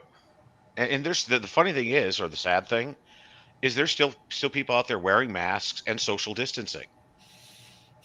Yeah, I literally saw people in the airport wearing masks. As I've been through DC twice in the past couple of weeks. I saw people wearing masks go into restaurants and sit down and eat. I mean, you talk about programming. It's just, I wanted to stop and talk to some of them because I'm like, what's your mindset here? You're wearing a mask through the airport, but now you're sitting down and eating. I really want to hear what makes you think COVID or whatever is not going to get you while you're eating. I mean, we talked about that while COVID was going on. It's like, do these people not realize? It's just, or are they acting?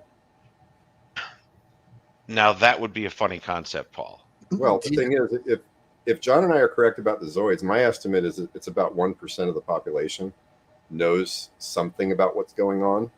And most of that 1% would be what I call worker bees. They're people who don't know details about what's going on or even the overall structure, but they get told what to do. And so it's possible that all these people we see wearing masks out in public are Zoids. Some of them are just retarded. Yeah. Some of them are useful idiots. We just don't know what the ratio is. Well, I mean, I would count. It's like I've been on, I don't know, 6 flights in the past 3 weeks. And literally, like every flight, I think was like 3, except there was one that might have had 4 people wearing masks. Yeah, but what if there's a whole population of Zoids that's just taking flights all over the place with masks on to show the rest of the public that people take flights with masks on? Or it could easily be fourth bug. I mean, they could keep that out there because the more people see these masks now, especially as far removed. Now I know they're talking about some other variant, some other bullshit. What called flirt? Isn't that what it's called? Flirt? Yeah. I think it was. I wish they would bring back monkeypox. Oh yeah, that also was a headline in the last week. Really? Yeah, they're talking about it in Africa. COVID flirt.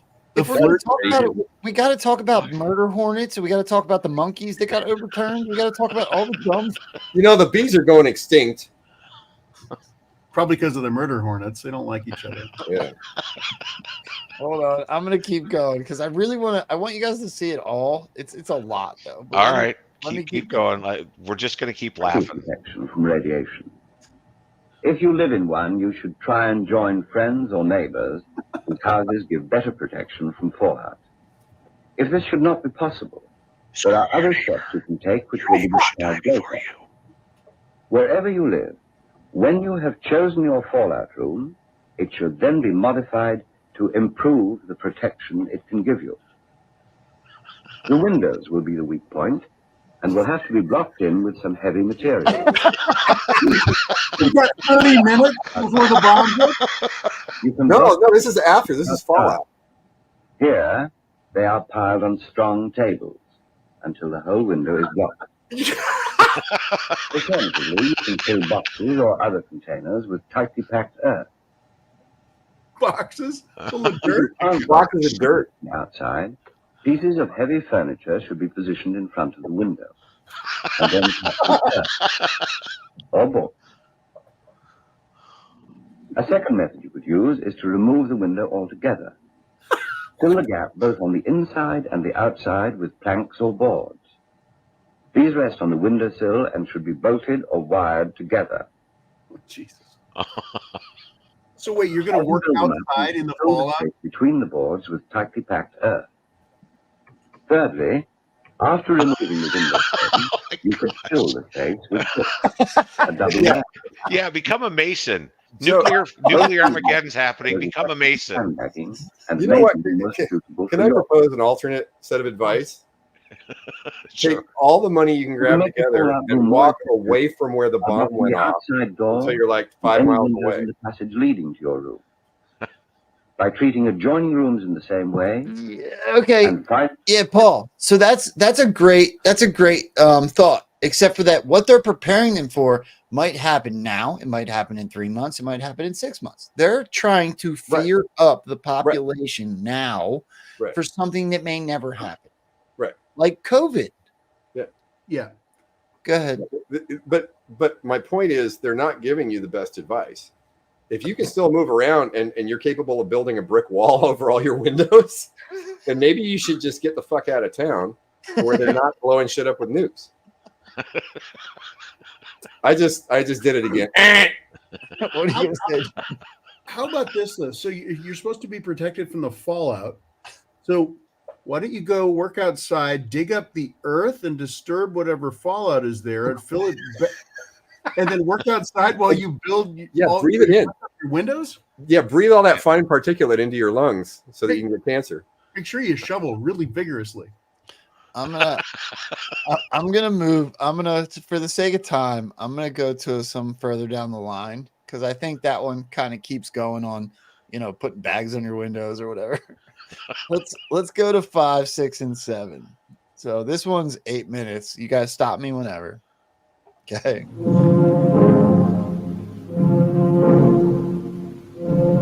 Oh no, it happened.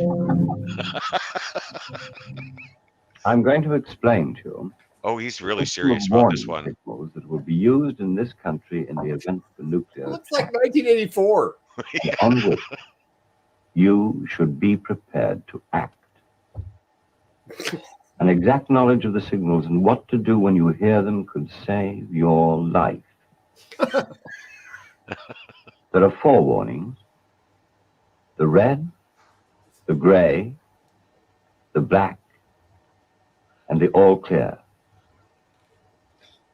First, the red warning.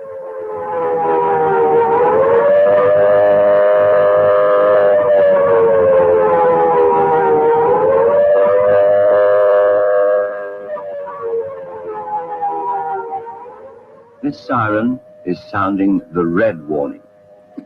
It means that there is imminent danger of an attack. Hold on.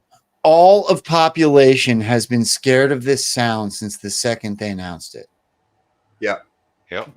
The British people were bombed. Hello, during World War II. Yeah. They heard the siren all the time, at least in big cities. Yeah. And by the way, did you notice the colors? What were the colors for Homeland Security? Remember after 9/11? I was just going to bring that up, Paul. I mean, the color-coded chart.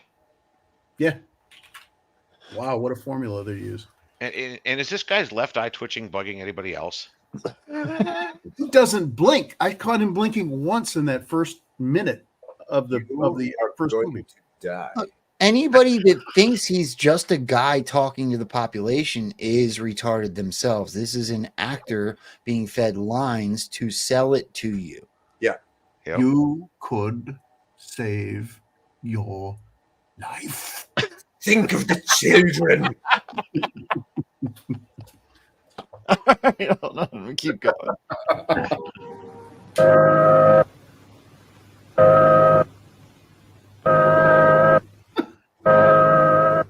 Do it again.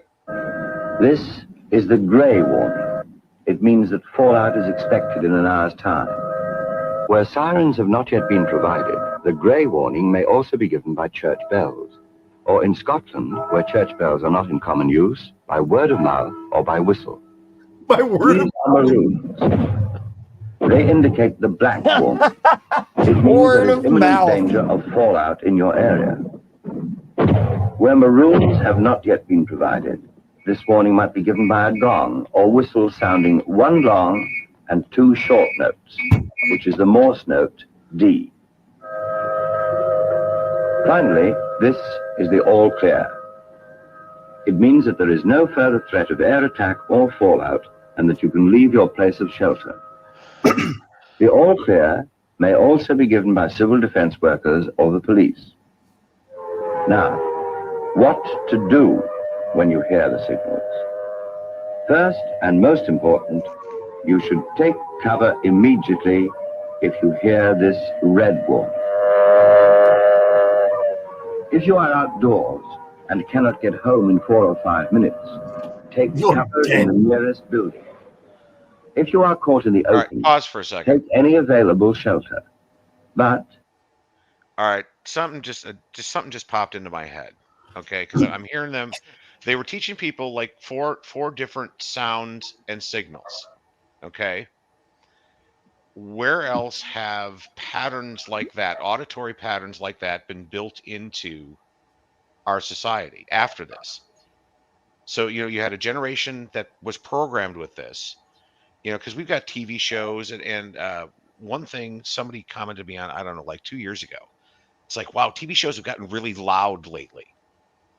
Like, especially like particular types of sounds have been showing up in movies and other media. So I got to wonder if some of those aren't some sort of, I don't know, counter programming, unprogramming, different programming, but they imprinted this into our society back in the 40s. Listen for one of these 4 sounds.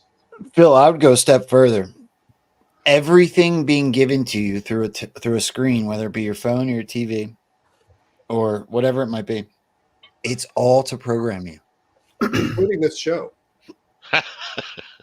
Well, we're trying to unprogram, but yeah. Well, I mean, it's still programming. Hey, Paul, has anybody ever told you look like that one alien on the original series Star Trek that was faking people out? No, it was it's from the Corbomite maneuver. Oh, I remember that one. Sorry, it's just the way you held your face there. You look like this long-faced alien for a second. Speaking of programming, there you go. That's the one. Yeah, I remember that one. Okay. So they're talking about these different methods of warning in Scotland, where church bells aren't as in common use. Mm-hmm. Whistle or word of mouth. Can you imagine that? Like, Angus, look out! We got a bomb coming. It'd be a person running through the street screaming, "We're all gonna die! We've got a bomb coming." Well, and that one you just used right there, Paul. That became a meme, even. Yeah. We're all gonna die. I mean, that's been used everywhere now. We make fun of it now. Paul is a Palladian. Oh crap! I don't exist. I do hope that this type of programming unprograms. That's my goal. Yeah. Well, I think, Joe, honestly, and I think John agrees with me. I think that's the whole point of the last 80 years. Yes. Yep. Yeah, I agree. Let's see if we can get through these last 3 before we run out of time. if there is no obvious cover, you should lie in a ditch or a depression in the ground, covering the exposed skin of your face and hands to protect them from the heat flash. Here is an emergency announcement. An air attack is approaching this country now. Go to shelter or take cover at once. If you are driving a car, park immediately. But do not leave your car in any place where it might obstruct the many vehicles that will be engaged. Dude, they thought of everything. Holy They cow. want you to park on the curb so the ambulances can get through. Oh yeah, dude. The sophistication of this operation is mind-bending. Like there is no one person that can know all the details. It's impossible. It's mind-bendingly huge. It's crazy. On urgent rescue work. Park it off the road if possible. Find the nearest cover, and if there are no buildings, lie flat in a ditch or depression. You should always give shelter to anyone who is caught in the open near your house when the warning sounds. Already. They've only had 30 They minutes. have no other protection from the attack. Yeah, this goes against. Go ahead. What, John? They had sandbags on the window already. That was a very, very proactive homeowner. It's the house they put the sandbags on in part one. Yeah. Yeah. Low That's against budget. the HOA rules, by the way. Well, and this goes against this. I knew this was coming. This goes against your point in the beginning where it's like F your neighbors. No, now they're telling you you're supposed to help your neighbors. It's weird. Well, what if your neighbors don't let you in? Yeah. Yeah, Remember, you didn't mow your lawn. Fuck off. Oops, I did it again. Shit. I did it again. An air attack is approaching this country now. If you are visiting, take cover wherever you are, unless you can get home in 4 or 5 minutes.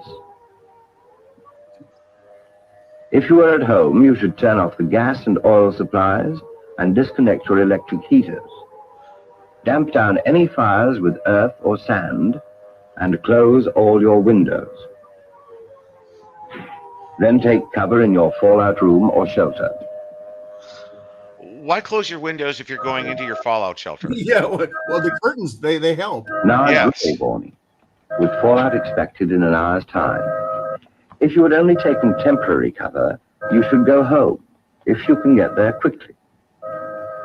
If, however, you are still in the open, look for safer and more comfortable shelter as quickly as possible. If you are visiting and have taken shelter, go home if you can get there quickly. More But comfortable if you shelter. can't, stay where you Like are. staying alive isn't important enough. It has to be comfortable now. If you are at home, finish any last-minute preparations and then go to your fallout room. Finally, a black warning, which means fallout is imminent. If you are still outside, find the best available cover. If you are visiting, take shelter where you are. At home, go at once to the fallout room when the black warning is heard. Remain there. Keep the door of the room shut, as there will be plenty of ventilation from around the door. Everyone must realize there is the possibility of an attack taking place before any warning can be given. And next, I'd like you to take your head and put it between your legs and kiss your ass goodbye. Oh my God, there's just so much with this. I can't even. Yeah. You scare the piss out of you. How many school kids had to watch this over and All of over and them. over again at school? Yeah. Yeah, all of them. Here's a question though. So the black thing are those little like firework mortars, right? Yes. Yep. So did they have tubes already preloaded? Because somebody's going to have to get out there and load those tubes and shoot them off. Thank you. Where are they going to do that? How? What? Yeah, Where and it's not. You can't leave those out in the rain either. You know, No. so you can't leave those out in the weather. Yeah, I mean the police stations might have had them. People are in this video. People are being told, "Do not move until someone of government comes to your Right. door and knocks on it and tells you Right. that you're allowed to." Right. Yep. Right. This is COVID. Yeah, it's basically the same structure. All right, there's two more. I cut that one short. Let's watch a little bit of this one. Is it the same guy? Yes. All right. Same suit even. You must not only know what to do in the event of a nuclear attack, you must also know what action to take immediately afterwards. Your safety may depend on prompt action taken during the short time that may elapse before fallout arrives.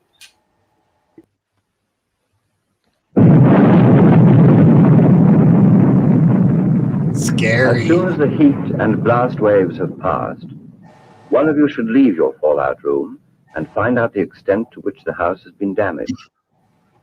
Don't breathe the fallout. Wait, Yep. you guys, this is the funniest thing I think I've ever seen. Okay, you ready? You gotta prepare for this. This is you're gonna die when you see this. All right.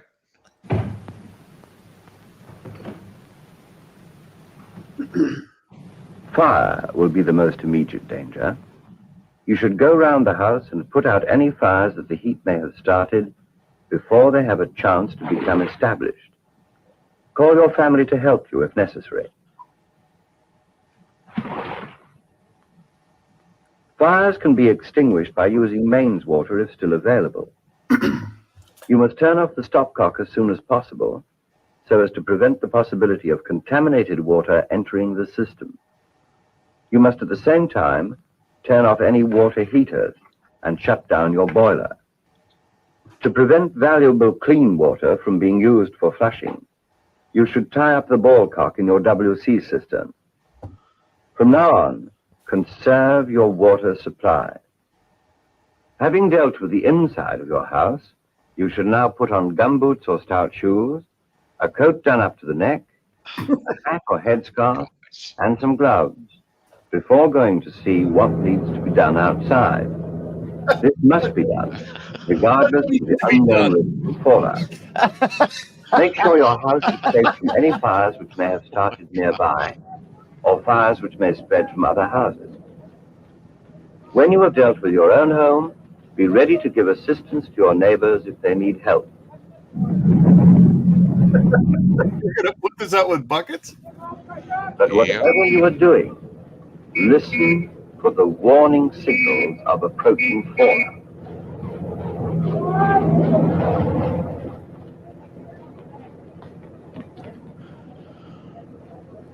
If you have been in the open after an attack, when you get indoors, take off your outer clothing and leave it outside the fallout room.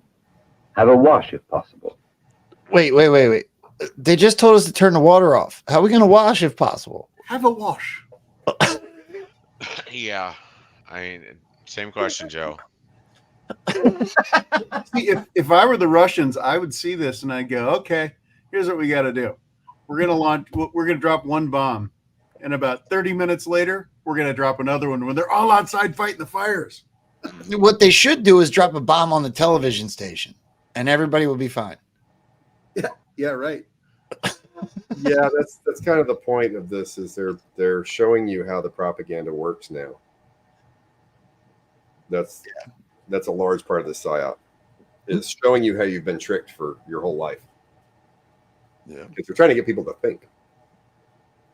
Oh, this is my favorite. I'm telling you, I spent all morning watching this, cracking up by myself. I'm so happy I get friends to hang out with and laugh at this with me. By these precautions, you will get rid of any fallout that may have settled on you. Once this has been done, go to your fallout room and stay there. It is vital that you should know what to do immediately after a nuclear attack. On your action may depend the safety of your home, your family, your neighbor, and yourself. Any delay on your part may endanger the lives of everyone living around you. If you don't get vaccinated, you're going to endanger the lives of everybody around you. Yep, same structure. Yep. Oh, here we go. So this is the final one. I skipped a few and I cut a few short because it would take all day. But this is the last one. I think that it's important. This See, is I just jump into my T-60 armor and I'd be fine. This is the one where I literally was sitting there by myself and I'm like, put your head between your legs in case you're asked goodbye. This is the final. This is the final countdown. Once the black warning has sounded, it means your home is in a fallout area and you must remain in your fallout room. Remember, you may have to remain under cover for at least a week. And our general guide to the days you will have to spend in your fallout room. Stay in your refuge rooms. During this period, listen for announcements and instructions on your radio. It will be all right for you to leave the fallout room to collect more food or water or to go to the lavatory. But time spent outside your fallout room should be kept to the absolute minimum. Except for these reasons, you should never go outside the fallout room. Fallout dust cannot usually be seen. Only the wardens and the police, with their special instruments, will know the level of fallout radiation. The amount of fallout will vary from place to place. It will be heaviest in the middle of the fallout area and grow less and less towards the edge of the plume. Where fallout is particularly heavy, people may have to be moved to a safer area. If this does become necessary, you will be told by radio or by the wardens or the police. Keep your suitcase to hand and be ready to move, but on no account leave home before you are told. If you have to be moved, put on some warm clothes and take with you enough food to last for 20. The government will protect you. We're going to fear you. We're going to pump you full of effing fear, and then we're going to tell you when you can and can't do things. It's COVID. Well, it also gave the people in control the ability to disable a whole region by using these sirens and maybe setting off a huge explosive, so that if you had an area that was pissing you off or doing the wrong thing, you could just disable them using this technique. Nobody goes outside and sees what's really going on. They all get evacuated, and now you've disrupted the problem. Yep. Yeah, Phil. You have thoughts, Phil? No, I was just agreeing. It's just stunning, and I mean, this type of mentality has been passed down for generations. I mean, what are the kids of these parents? If you were a kid watching this in school, how are you going to teach your children differently because you were so heavily influenced by this? Yep. I mean, you just think of the slide you could make in humanity by doing this. And this is the brilliance of the Great Awakening, is coming to acknowledge what they've done to us for hundreds of years. They have filled us full of fear porn so that we would comply. F them. Well, but at the same time, was it also filling us with fear porn so they could wake us up and show us how wrong we were? But we didn't until now. At least I didn't. We're not done. My dad didn't. We're not done with the show, Joe. We're still in the show. The show never ends, by the way. No. Oh no. Well, the more of us that wake up, there's got to be some sort of point where we finally just all say, it gets better. Yeah, it always gets better. The show never ends, but it always gets better. Let's put it that way. All right, let's listen to the end of this, and then we'll start to wrap. 24 hours. This food should be packed in airtight containers. Private car owners will be asked and expected to fill every available seat. As few people as possible will be moved, and for most of you, it will be stay in your fallout room. All those sandbags? Use your food and water carefully, and always remember the danger of radiation. For your own safety, you should wear plastic or rubber gloves. Keep all your food covered. If the cover is unbroken, then the food will be safe. Before you open the food, wipe the packing carefully. This will prevent any fallout dust that has settled on the package from getting into the food. When you've unwrapped the food, you should immediately dispose of the wrapping in the dustbin. Your water must also be kept covered. Do not use any mains water for cooking or drinking until you have been told that it is safe. In the meantime, use your water sparingly and reuse the water for different purposes. Always remember, boiling contaminated water will not make it safe for drinking. Everywhere, the dangers from fallout will decrease as time passes.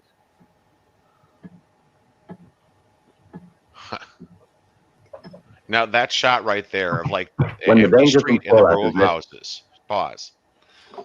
That particular type of shot has been used ever since they invented it back then. You want to invoke like a little bit of fear in somebody or foreboding. You talk in a voice like that, probably British, and then you show them. Are you laughing, John? No. I am. But I mean, you show people. I mean, that picture, I would bet, has entered our genetic code at this point. Yeah. I mean, it's it's apocalyptic. What do we call it? Shoot, I can't think of the term now. It's like Dystopian. dystopian. There we go. The dystopian environment. That there, I bet you there's probably like 100 images now that are like that. That if you showed them to somebody, you could like get somebody to panic just because those are so embedded in the culture now. I mean, I don't think twice about them, and I'm sure John and Paul don't either, and probably you and hundreds of others. But there's so many people that they see that and they get a little bit of panic, and it's interesting. Did you notice the wiping down of the food bags? Yeah. You remember that they told us to do that? Yeah. Well, also, like, what if the rag has radioactive material on it and you just irradiated the bag and the food? I mean, you're going to throw the bag out anyway, right? Well, you're going to go outside and then you come back in and make sure you take off your fallout coated clothing. Never mind your lungs that you've inhaled while you've been outside. Like, do you know what it reminds me of? You go into a 7-Eleven or a gas station and in COVID times, and you slide your card or you tap it or whatever, and then you hit the buttons on the thing that's covered in plastic. The person before you just did that. Yep. Yeah. It's the same fear porn. Yeah. As we just went through. Yeah, they've come up with the best ways to scare the shit out of people. Everybody's hanging plexiglass between you and the person. which, by the way, just to mention this now, it's kind of funny. When I said they came up with all the best ways to scare the shit out of us, Rand Corporation was created a month after the end of World War II. Mm-hmm. Rand is named after R&D. R&D, Rand. That's why it has that name. It's a military think tank that does R&D for psyops. Because they're located in Santa Monica, Hollywood. Wait, I have a question, Paul. Are you talking about Rand Publishing? No. Rand Corporation. Their headquarters is 3 blocks off of Santa Monica Beach. If you put a pin in Area 51 and keep expanding a circle, it's the first point you hit a beach at. I think that might have been one of the reasons they picked that location. Oh, no, you piqued my interest because Rand Publishing came up in my Boone Cutler dig that I'm in the middle of. Yeah, I don't know why Rand Publishing was called that, but you can actually find it. I think it's even on Wikipedia that Rand was named for R&D. You guys, I know all three of you have seen that Boone Cutler was signing Q Post in 2013 with the letter Q, right? Yep. Yeah. Easter egg. Yeah. Oh, wait, you started before 2017? Oh. I just started. I just started having my website track them, and things are panning out quickly. Phil, you and I got to get together because I have a stack of links I have not quite sorted out yet. I'm in the middle of it, but man, does it get deep. Yes, it does. Now you know who Boone. You know what Boone's MO in the Army was, right? Yes, I know everything that Boone's done at this point. Okay, just making sure. What was his MOS? He's psyops. Fuck, of course he is. Okay, so it gets even crazier. John, he did. He's not only psyops, but he's the face of whatever psyops running. They've done it with suicide. He's run multiple operations. The dude is more intriguing than I knew, and I'm in the middle of it, so I don't want to unveil it all yet. But the names Flynn and Cutler have come up way before. I'm talking way before 2017. Oh, careful! They're going to start saying Boone Cutler's an enemy now too. I don't care what they say. I know. Those guys are just tags. What I'm seeing, I'll give you guys this. What I'm seeing is that our questions, like you guys have and like I have about like who made the call type of questions. I'm starting to get more and more clues on these digs. I don't think they're bad at all. I think that they've been part of something that's been going on way before we knew. I will say this. I've met Boone a few times now. I mean, one, he's an absolute hoot. I mean, his hairstyle, the glasses he wears, absolute hoot. But he is one of the most observant people I think I have ever met. Well, you guys know that. I think you know. I've now said it on the last two shows. I might as well say it again. But when I was in a space with Boone Cutler, I asked him about AI. We were in a conversation about AI on an X Spaces, Twitter Spaces, and the topic was AI. And I brought up the fact that technology is typically much further ahead than the public is aware of. And I asked him when he thought AI was first used on the American public, and he in a way that was very authoritative. He knew very much what he was saying at the time. He was very in a belief that he was telling the truth, and he said 2017, and he moved right on like Donald Trump does when he says things. And I went, what the? I wanted to ask a question, but he moved right along, didn't allow me to ask a question because I'm like 2017. We all know what happened. Like October 28th, 2017. Right. And I'm I like, think it was much earlier, but that's me. Yeah, I would agree. I would agree with you, Paul. Paul. It's been in operation much longer. Phil, Paul, I agree with you. But why did Boone say that? He said it for a reason. Because that's what he needs to say at this time. Yep. Well, you all know he sent my little thing, my little sensies up, and I was like, what the hell? I wanted to ask him further, but I couldn't. Well, curiously, he just retweeted one of my tweets. Posts, whatever you call them now, specifically about AI, because I call out the bots on Twitter, and he just retweeted it. I'm like, well, that's interesting, because I mean, I specifically call out the bots in a way. I'm like, I've started engaging more. I've started posting more content specific about a very specific topic, which is like these child predators and the like. And all of a sudden, the bots went from every once in a while I'll see one to like they're there almost all the time. And they went from saying nudes in my profile to actual nudes. Okay. Yeah, I had a straight up cooter shot on one of mine today. You got a bonus upgrade. Wow. Well, but see, the thing is, well, and did you see the one from like 2 weeks ago?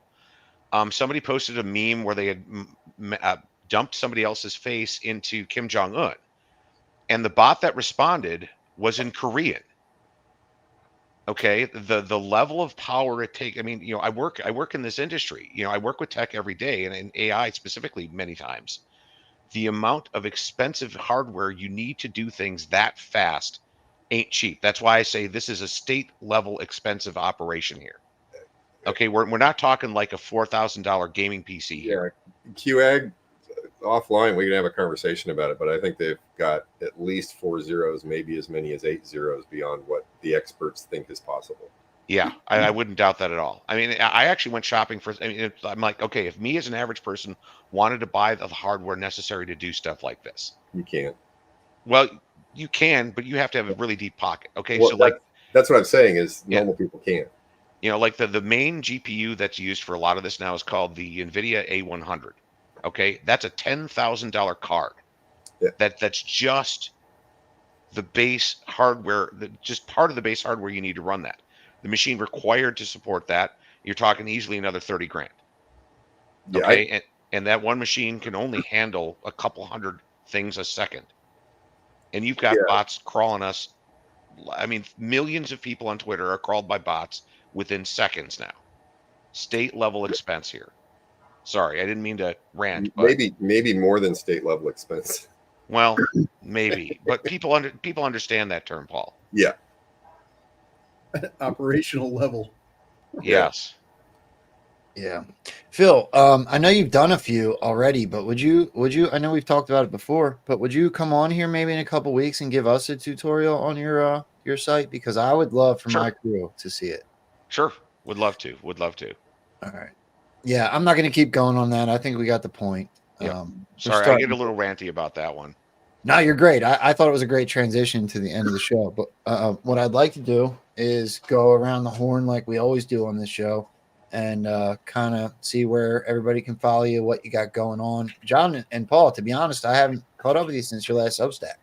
So do you have one that you guys are working on or something that you have top of mind? No, not right now. No, there's a weird attribute that I'll just mention very briefly. And we're still wrangling with each other about it. There's multiple levels of deception, and when you get to I don't know what I would refer to it as, but when you get to a certain point, let's put it that way, there's a big ethical question of, do people who, you have to figure this stuff out by yourself. Yeah. If you don't, you won't understand it. When you get to a certain point, you need to have figured it out yourself, or you can't understand it. And that's going to sound absurd. And people want to be told things. But if you accept these things without having found it yourself, you won't understand them. Does that make sense? It's very, very difficult to get your head around. But basically, you keep expanding your thinking and expanding your thinking, and then you hit a brick wall and go, oh, dear Lord. Can I add a point in question for him? Can I add a point in question for him? I think before that, this is my opinion. I want to hear what you say. You have to come to an understanding that everything you know could be wrong. Yes. Before you can go down this path. Yeah. You have to use reason. You have to use cold logic to figure this stuff out. And when you get to a certain point, your perception of the world changes completely. Mm-hmm. Completely. And you see everything in a completely new light. And you realize why it's that way, and you understand why you have to figure it out by yourself. And you can't, I don't know that there's a way to explain this. No, I would say, though, that the way it happened, the way that we got where we're at is Paul and I first started collaborating on the iPet Goat series that's on his, on the Substack. And we went from that to, which was done in 2012, to My Chemical Romance stuff, specifically The Black Parade. And 06. Then we did All Your Base. And what we were seeing is this. What's that? It was 01. Yeah. Yeah. But we were seeing this pattern that we kept going further back, going, well, because we started, I think, with the premise that if Q started dropping in 2017, why would they be going public if the operation were really still going on, if there was operational risk? And so and plus, would 4 years be enough time to excise a cancer that's worldwide? We both said we don't think so. That doesn't seem so. It must have started earlier. It must have started under another POTUS. So which POTUS? Right. We were looking for, how was it legal? Right. That's right. Yeah. But because Q said everything needed to be done by the book. Yeah. Well, yeah, and also if it wasn't legal, then there was a coup at some point. I mean, that's kind of interesting. Wouldn't it be interesting? Everybody's throwing around the traitor word. Was there a coup? I mean, we didn't know. So, yeah, we just kept going back, and you get these shells of disinformation, and you go back further and further in history, and then you get back to Charlemagne, and you go, blah, and that's not even the end. No. Nancy, the first afternoon that I was introduced to these two, we ended up talking for like 4 hours about this. Then I talked to John a couple days later, and he said, you're like the first person that hasn't questioned us. And I'm like, well, why would people question you? Well, because you heard us. And I'm like, well, you know what? I've already been down a lot of those paths. That absolutely makes sense. Like Paul said, you have to come to a lot of it on your own. You can't explain it. You have to find the truth out there. The truth is out there. X-Files. Well, yeah, especially when you get to the hard, cold truth at the back of the theater. I don't think telling people gets understanding. Yep. It just gets information, which is going to be misunderstood. Sometimes you can't tell people the truth. Yes. And this is why I think Q said the choice to know will be yours. Yep. It's an individual thing. You have to want to know, and you have to want to dig this shit up and understand it. And that's the only way to understand it. You can't be told. No. Which is why you guys don't necessarily talk publicly about everything you look into. John, what percentage do we talk about now compared to what we like what we talk about publicly versus our private conversation? It's like 98% we don't even talk about it anymore. Yeah, because it wouldn't do anybody any good. It's only a theory, right? So we're not sure. Yeah, it can only hurt things. But if it's true, it's not going to help. Yeah, people need to go through the awakening the way that it has been planned and the way it's working. You need the trauma of that particular birth in your brain. Right. That's what it really comes down to is you need, and I hate to use that word, but that's what it is. You need the trauma of discovery for that experience to actually be integrated into your life, which will then alter your life forever in a very good way. Well, and what I would say, like John and I have found so much stuff in the media. It's a beautiful view, man. If you get to where John and I are at, oh man, the world is good. It is. We've read about. I mean, there are articles on the Substack about stuff that Paul's talking about, the media. So it's not like we're not talking about that stuff. No, that's lower level. That's it for sure.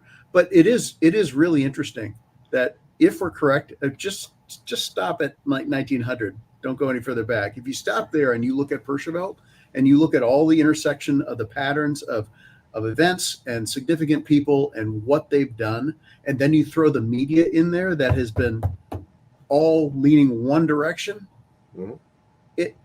this has to be what's going on. At what point does it become mathematically impossible that this is not correct? And then I've been hinting around at this super secret level. There's a reason this shit is secret. You can't tell people. Yeah.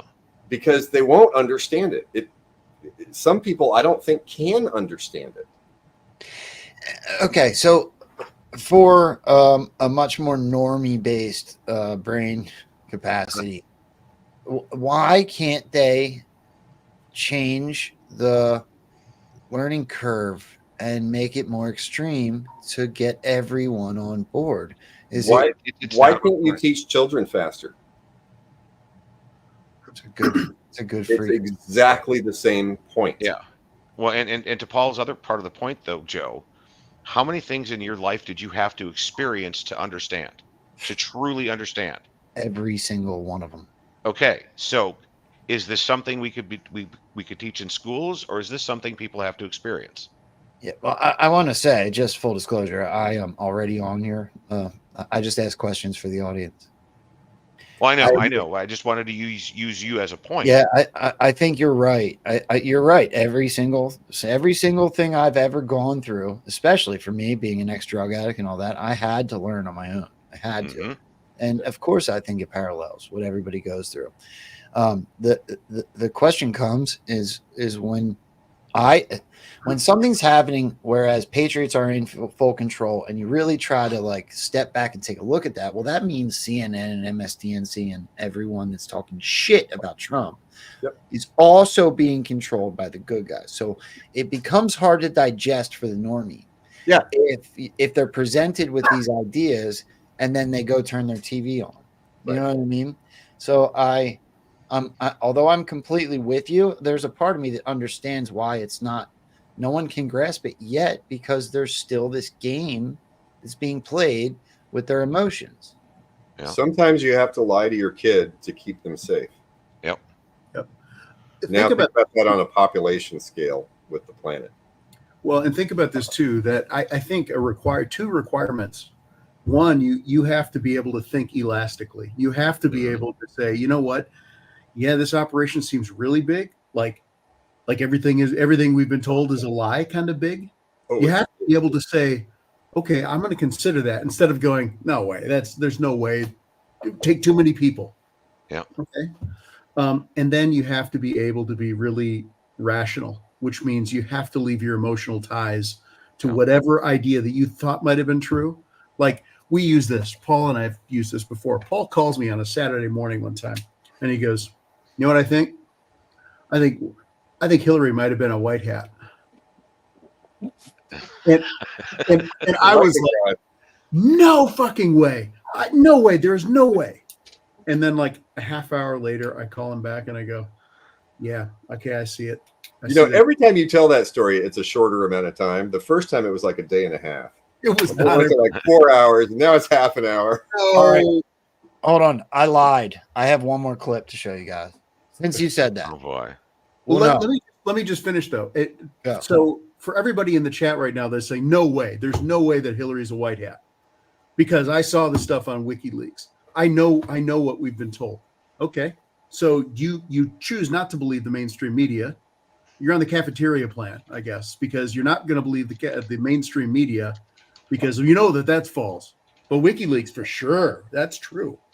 How do you know? How do you know it wasn't curated? WikiLeaks is some guy on the internet. You don't know anything. Nobody knows anything. WikiLeaks is the good guys leaking the information so that Trump can say everything's been released through WikiLeaks. That's what it looks like. Yep. I love your face. You know, when you go to a magic show, a lot of stuff looks like stuff on the stage. Mhm. Okay, so this clip is going. I was keeping this one in my back pocket because I know how you guys think, and I wanted to see what your reaction was, and it fits really well. You guys might look at it as a curveball because this name did not come up in our conversation, but I think it parallels what you're talking about. Tell me what you think of this. Okay.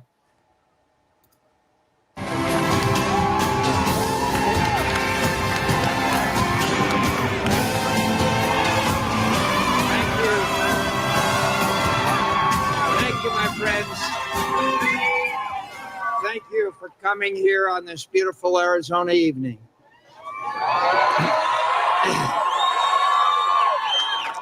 My friends, we have come to the end of a long journey. The American people have spoken, and they have spoken clearly. A little while ago, I had the honor of calling Senator Barack Obama to congratulate him. Please.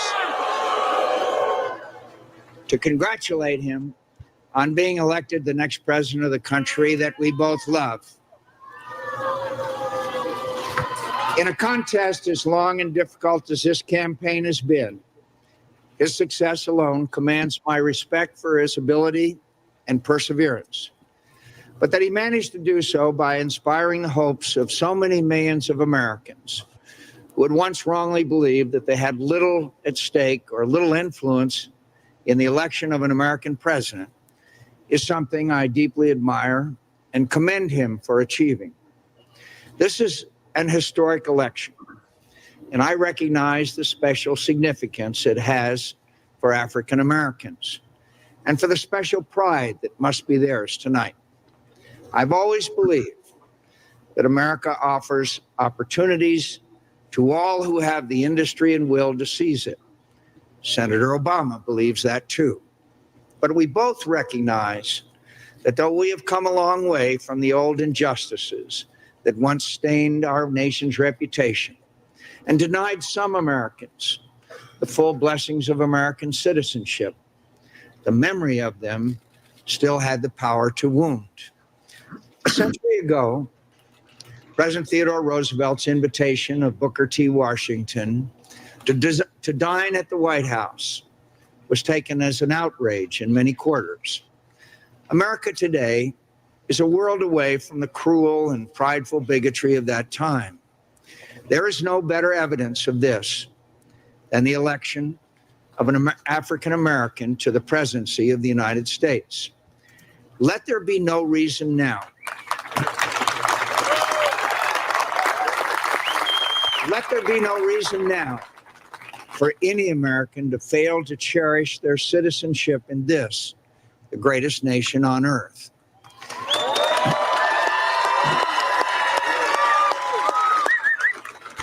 Senator Obama has achieved a great thing for himself and for his country. I applaud him for it and offer him my sincere sympathy that his beloved grandmother did not live to see this day. Though our faith assures us she is at rest in the presence of her Creator, and so very proud of the good man she helped raise. Senator Obama and I have had and argued our differences, and he has prevailed. No doubt many of those differences remain. These are difficult times for our country, and I pledge to him tonight to do all in my power to help him lead us through the many challenges we face. I urge all Americans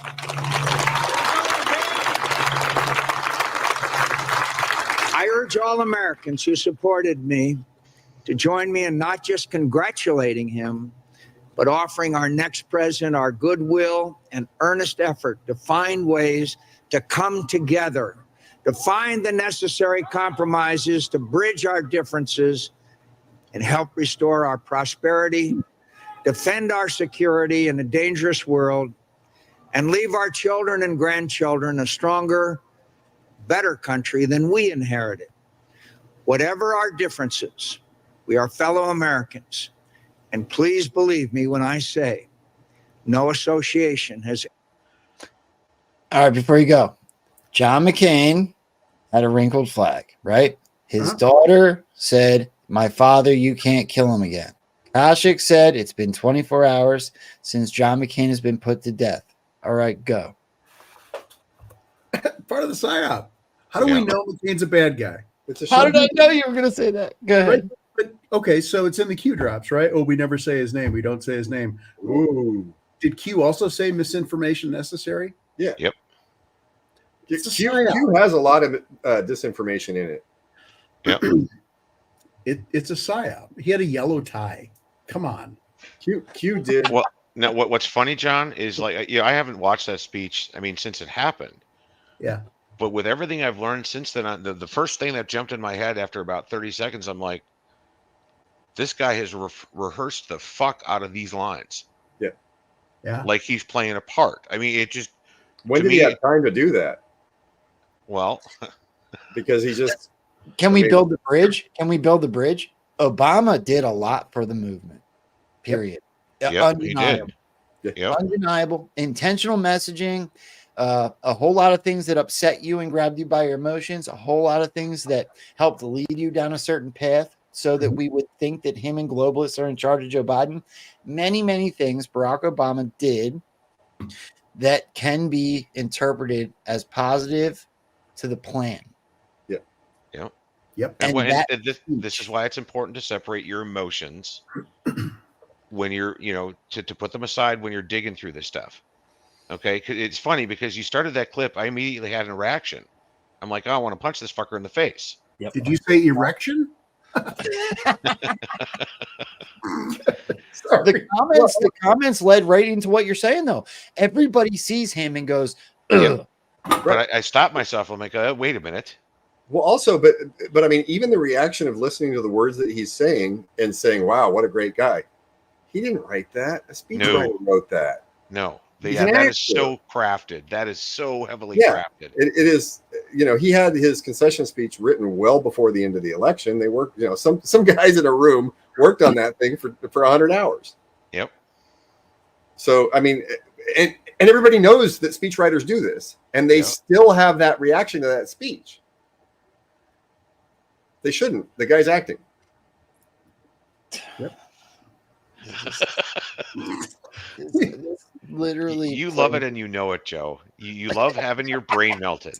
When we first started, we did a series of podcasts, or not videos, with Defender of the Republic, and it was like fantastic, by the way. Yeah, she's awesome. Those are some of the best ones. Better than Joe's. Anyway, I love her too, by the way. But when we first started talking about it, she was like, "I don't want you guys. Don't say it. Don't say it. Don't talk about Obama and Hillary. Don't say it." Of course, now we're going to say it. But it's getting easier to talk about with people and not having brickbats.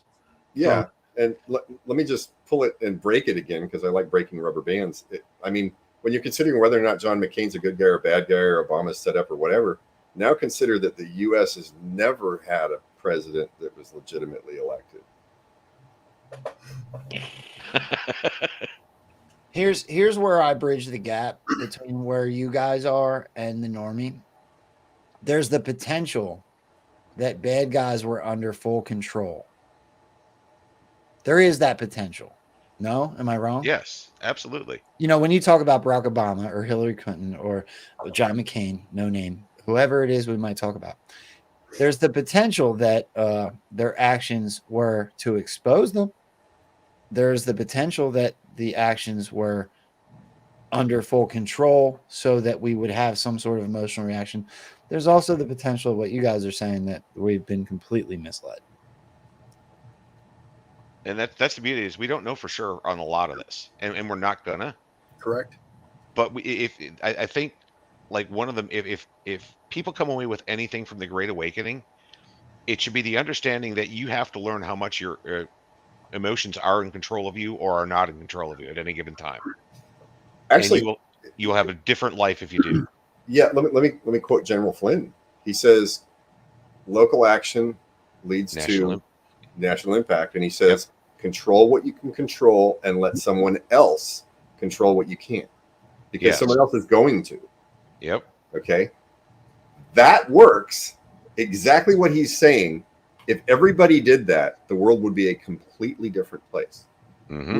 We're going to get closer to that with this shit show we're going through. Did it again. Think about this about Obama, for example. So, did he cause racial division? Yep, he sure did. Yeah. Do I think that was necessary to get us to where we're at today? Yep. Because that ushered in all the CRT bullshit that everyone hates, but everyone needs to see exactly how absurd that logic is, and so they're going to take it to the horrible, gruesome end with CRT. This is a horribly racist admission, and I don't mean it in any racist way, but I remember, like I said, I'm fully transparent on this show, but I remember being in high school and looking at my buddies and going, the country's not ready for a black president. Like, this is going to be bad. There's going to be riots. There's going to be problems. There's going to be issues. We sat around and we said that to each other, and we weren't political at all at the time. We were just high school kids. No, but you were high school kids who had been influenced by your environment. Yep. Thank you. Yep. Okay. Yeah, your environment told you America was racist. Right. When it very clearly is not. It just isn't. I mean, you can find people who are racist, but those are people who've been influenced by the environment to a severe degree. If you talk to people who think at all, they don't care. No. They just don't care. No. Yeah, you're right. Yeah, I think that was my end goal in that point, and you capped it off brilliantly. Because and you had an emotional reaction when you were talking with your buddies too, didn't you? You got scared. Well, and I was influenced by the older generation. I was influenced by the TV. I was influenced by culture. I was influenced by hip hop culture. I was influenced by skater culture, whatever culture it might be. I was influenced by it all.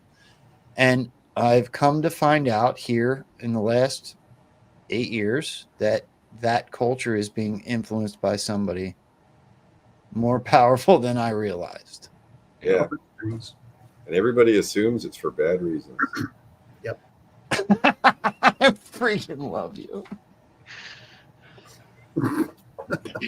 Well, we were trying to say goodbye. Phil, do you want to tell everybody about your website or what else you might have going on? I'd love for you to tell me just real quick how your friends at the border are doing. It's actually been kind of quiet. We were actually just talking about possibly getting up another trip or two down there. And some of us may or may not have some new toys to help in our look at what's going on at the border. Website is qag.news, or if you're trying to place it, paste it on X, you can use nothing can stop what is coming.news, because X is assholes and they won't unban my domain name. I'm at QAG News on True Social and X. I didn't know that. Wait. Can we not skim over that? So if I put into one of my X posts nothing, and if I use the initials, is that what it is? Well, if you do QAG News, it'll tell you this post can't be posted. Yeah, I know that. But if you paste in the words "nothing can stop what is coming.news," that link works on X.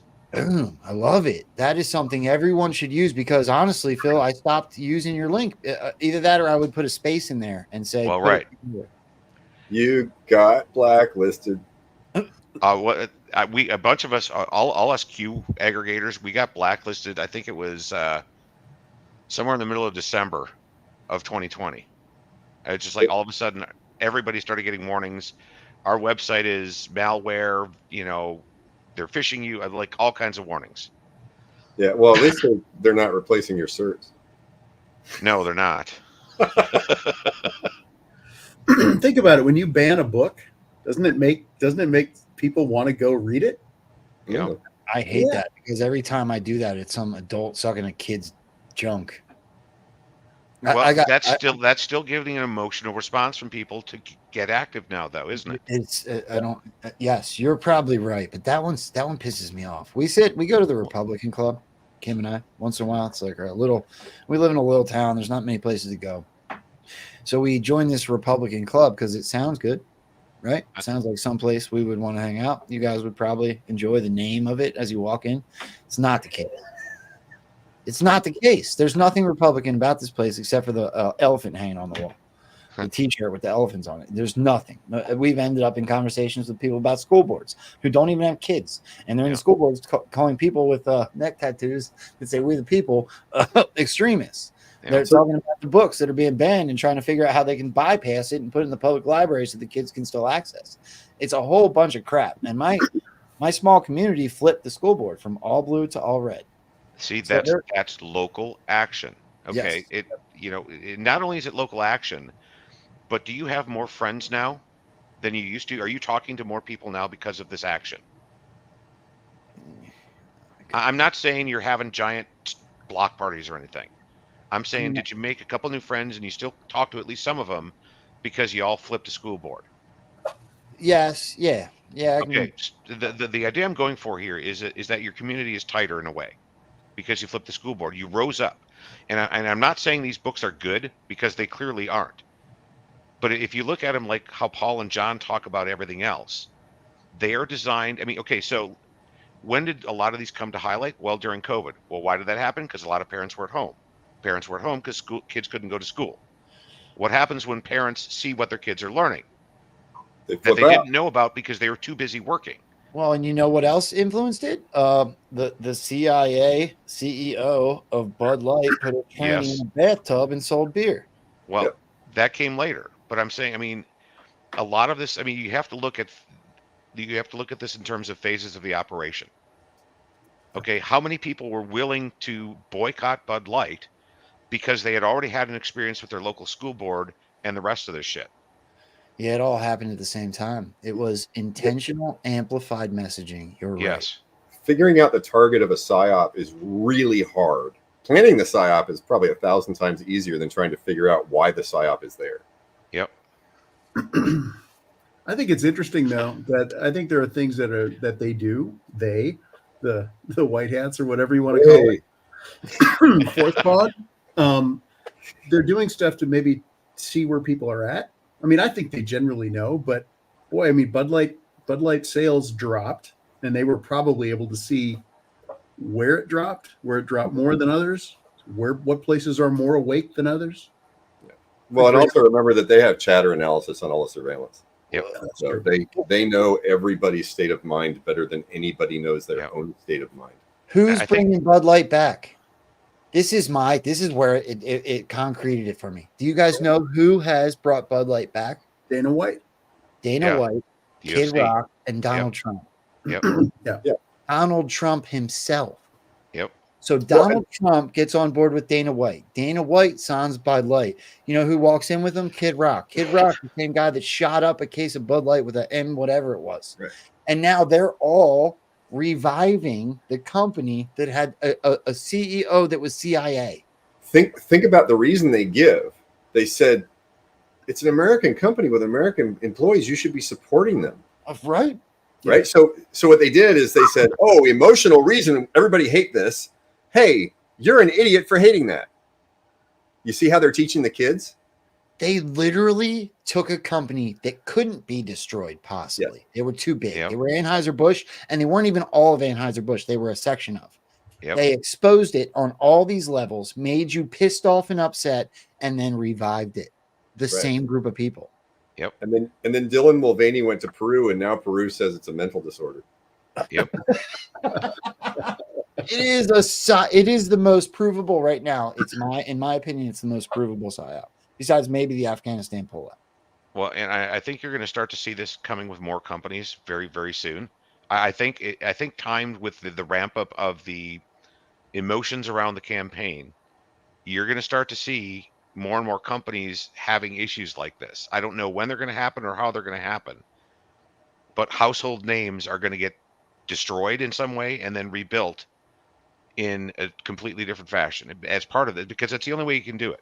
You can't do it all at once. I mean, you know what happens if you cut off somebody's arm? They go into shock. We don't want. Do you think there's enough time for that? I actually do. Well, see, I don't think that part of it has to complete immediately. but doing some of it while the campaign is going on, just because it's like, okay, so you'll have campaign news one day, and then you'll have evil corporation story the next day. Right. So you're talking about in a time frame of months, but not necessarily years. Yes. Okay. Yes. Yeah, because I think we're getting pretty close. Yep. I would not disagree. And I think we're baking Joe's head here. I can see steam is starting to rise there. Well, only because I try to think like the crowd, right? I think that I'm actually way more on board with you guys than. But the idea when you do a show is to bridge the gap, right? Yep. You guys are mind expanded, to say the least. Your free thought process is next level, to a point where I look up to it, and I think that I agree 99% of the time. I still play in the cartoon narrative because I think that it draws the normie into having the conversation, right? It's why I put posts up that highlight and spotlight the cartoon narrative, and then I put the show in the comments. Buffalo. Underwater. Am I again? No, now you're back. Yeah, so that's why I do that. So I take the anomalies that they're gift wrapping. They are, right? They're gift wrapping you anomalies. And then I post them and I put the show in the comments so that everyone will join us in the conversation, so we can go back and forth and try to move the sticks forward in a positive direction. And I think when I say positive direction, it means free thought process. Yep. And the goal is unification so that we can stand up for freedom, family, country, kids, all the things I talk about all the time. If your goal is to infiltrate and divide that, you're not on my team. If your goal is to be part of and have the conversation amongst friends, you are on my team. I don't care if you agree or disagree with my points. I don't care. It's not about agreeing or disagreeing. It's about a free thought process across the board, acceptance, love, and all of the things that push the sticks forward so that we can all think on a free plane, divorced from propaganda. I think that that's the goal. So that's why I do the show, and that's why I promote it the way I do. It's hard to like Paul and I don't post much on social media, mainly because I'm busy, but it's also one of those things you can't just throw a quick hit out there of some of the stuff that Paul and I talk about, because it would get so like people would just react emotionally to it. So this sort of a show format for us to talk about our stuff is it's fantastic. I mean, I analyzed Fox and Socks by Dr. Zeus. The average person on the street is going to hear that and go, that guy's insane. Yeah. Okay. But read the analysis. Can I tell you what I mean by gift wrapped? Did you guys see Dan Scavino yesterday? No. Holy crap. All right. So I'm not even gonna show you guys my analysis. I'm just gonna let you listen to this and see who picks up on it first. Give me 1 second to pull it up. It's gotta be right here at the top.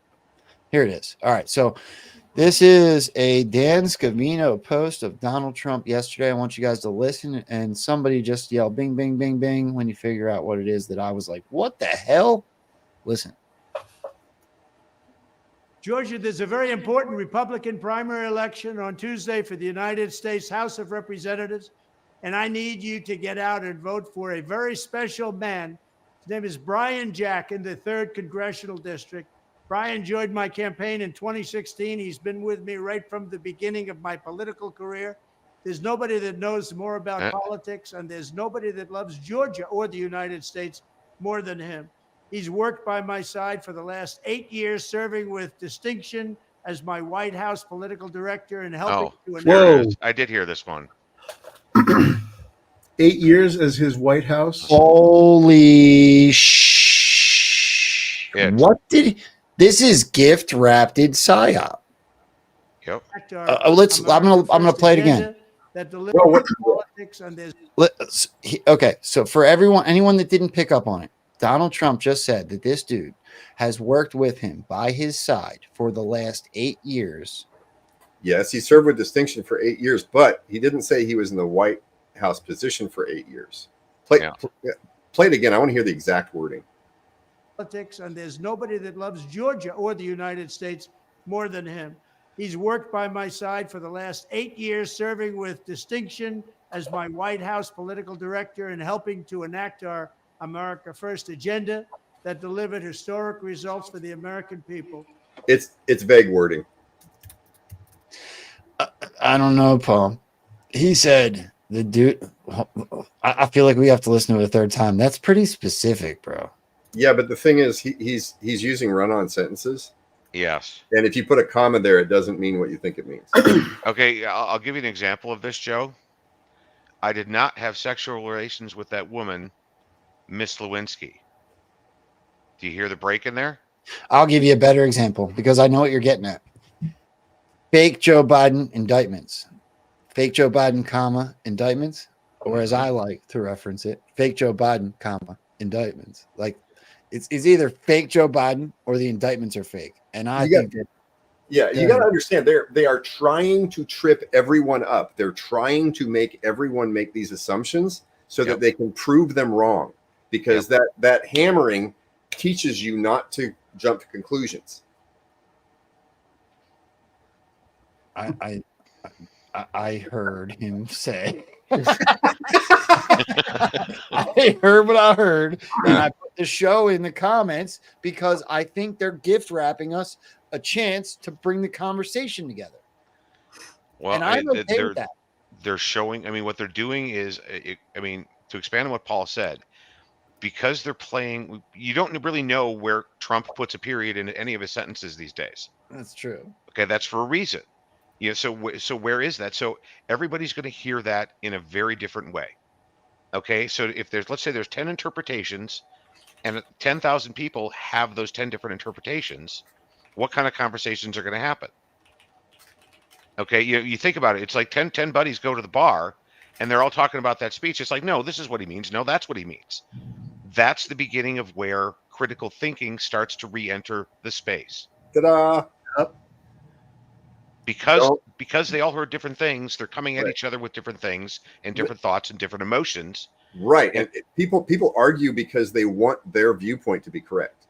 Yes, but here's the problem. Here's where it starts to become more than just one clip, right? I hear the clips the way I hear them. Mm-hmm. Yes, we can all agree on that. You guys know what I mean when I say that. Yes. So then you start adding in the ones like, I caught them all. Let's see what happens. Or you start adding in the ones like, we are sort of having my second term right now. We just don't want the results. Then you start adding visual things like 45-47. If you start collectively putting these things where we don't know where to put the punctuation together, it tells a damn story that coincides with the pause clip and the drops. Right. Yeah. It's meant. Okay. So you rewinding back to the stuff we were watching about Japan. Okay. Japan evil, Japan attacks us, we get into the war because that's the natural reaction. Then you have the flip side of it, the guy with the slightly evil sounding voice. These guys, Roosevelt is bad because my voice is going down. I mean, it's or everybody knows that. Right. Well, yeah, exactly. That's the other, everybody knows this. Roosevelt is bad. Why wouldn't he be bad? I mean, they give you the narrative and counter narrative at almost the same time. Yeah, Roosevelt was a banker, so of course he's bad. Do you know who the president of that bank was? President Bush. I love your fucking. So they constantly play with this stuff, and I mean everybody's going to notice something different, and that's the point. And all I'm trying to say is that the difference that occurs is what creates the churn in society that starts conversations, because people have passion in their beliefs. So they're going to be passionate about, no, this is what he said. And I'm, like Paul just said, I'm positive he was being ambiguous. Yes. Okay. I mean, so I would slightly disagree with them, but from an entirely different viewpoint. But because Paul and I know each other, we can play off of that very quickly. There's not just, okay. So now I'm getting, I can feel myself getting defensive to people I don't need to get defensive to, but I'm still going to say it. the pile of shit has gotten so high that I can't unsee it. Right. So We're not saying it hasn't. It's also not done. It's going to get worse. Yes, it's going to get Oh, yeah, worse. it's going to be worse. Well, let me give. Can I give some examples? Inauguration, surrounded by fences with barbed wire. 25,000 National Guard. Joe Biden sworn in early, right? Donald Trump leaves with the football. Sound stages, green screens, windows that are digital, right? Literally shipping containers outside the White House. Anybody that doesn't realize that was digital is outside their mind.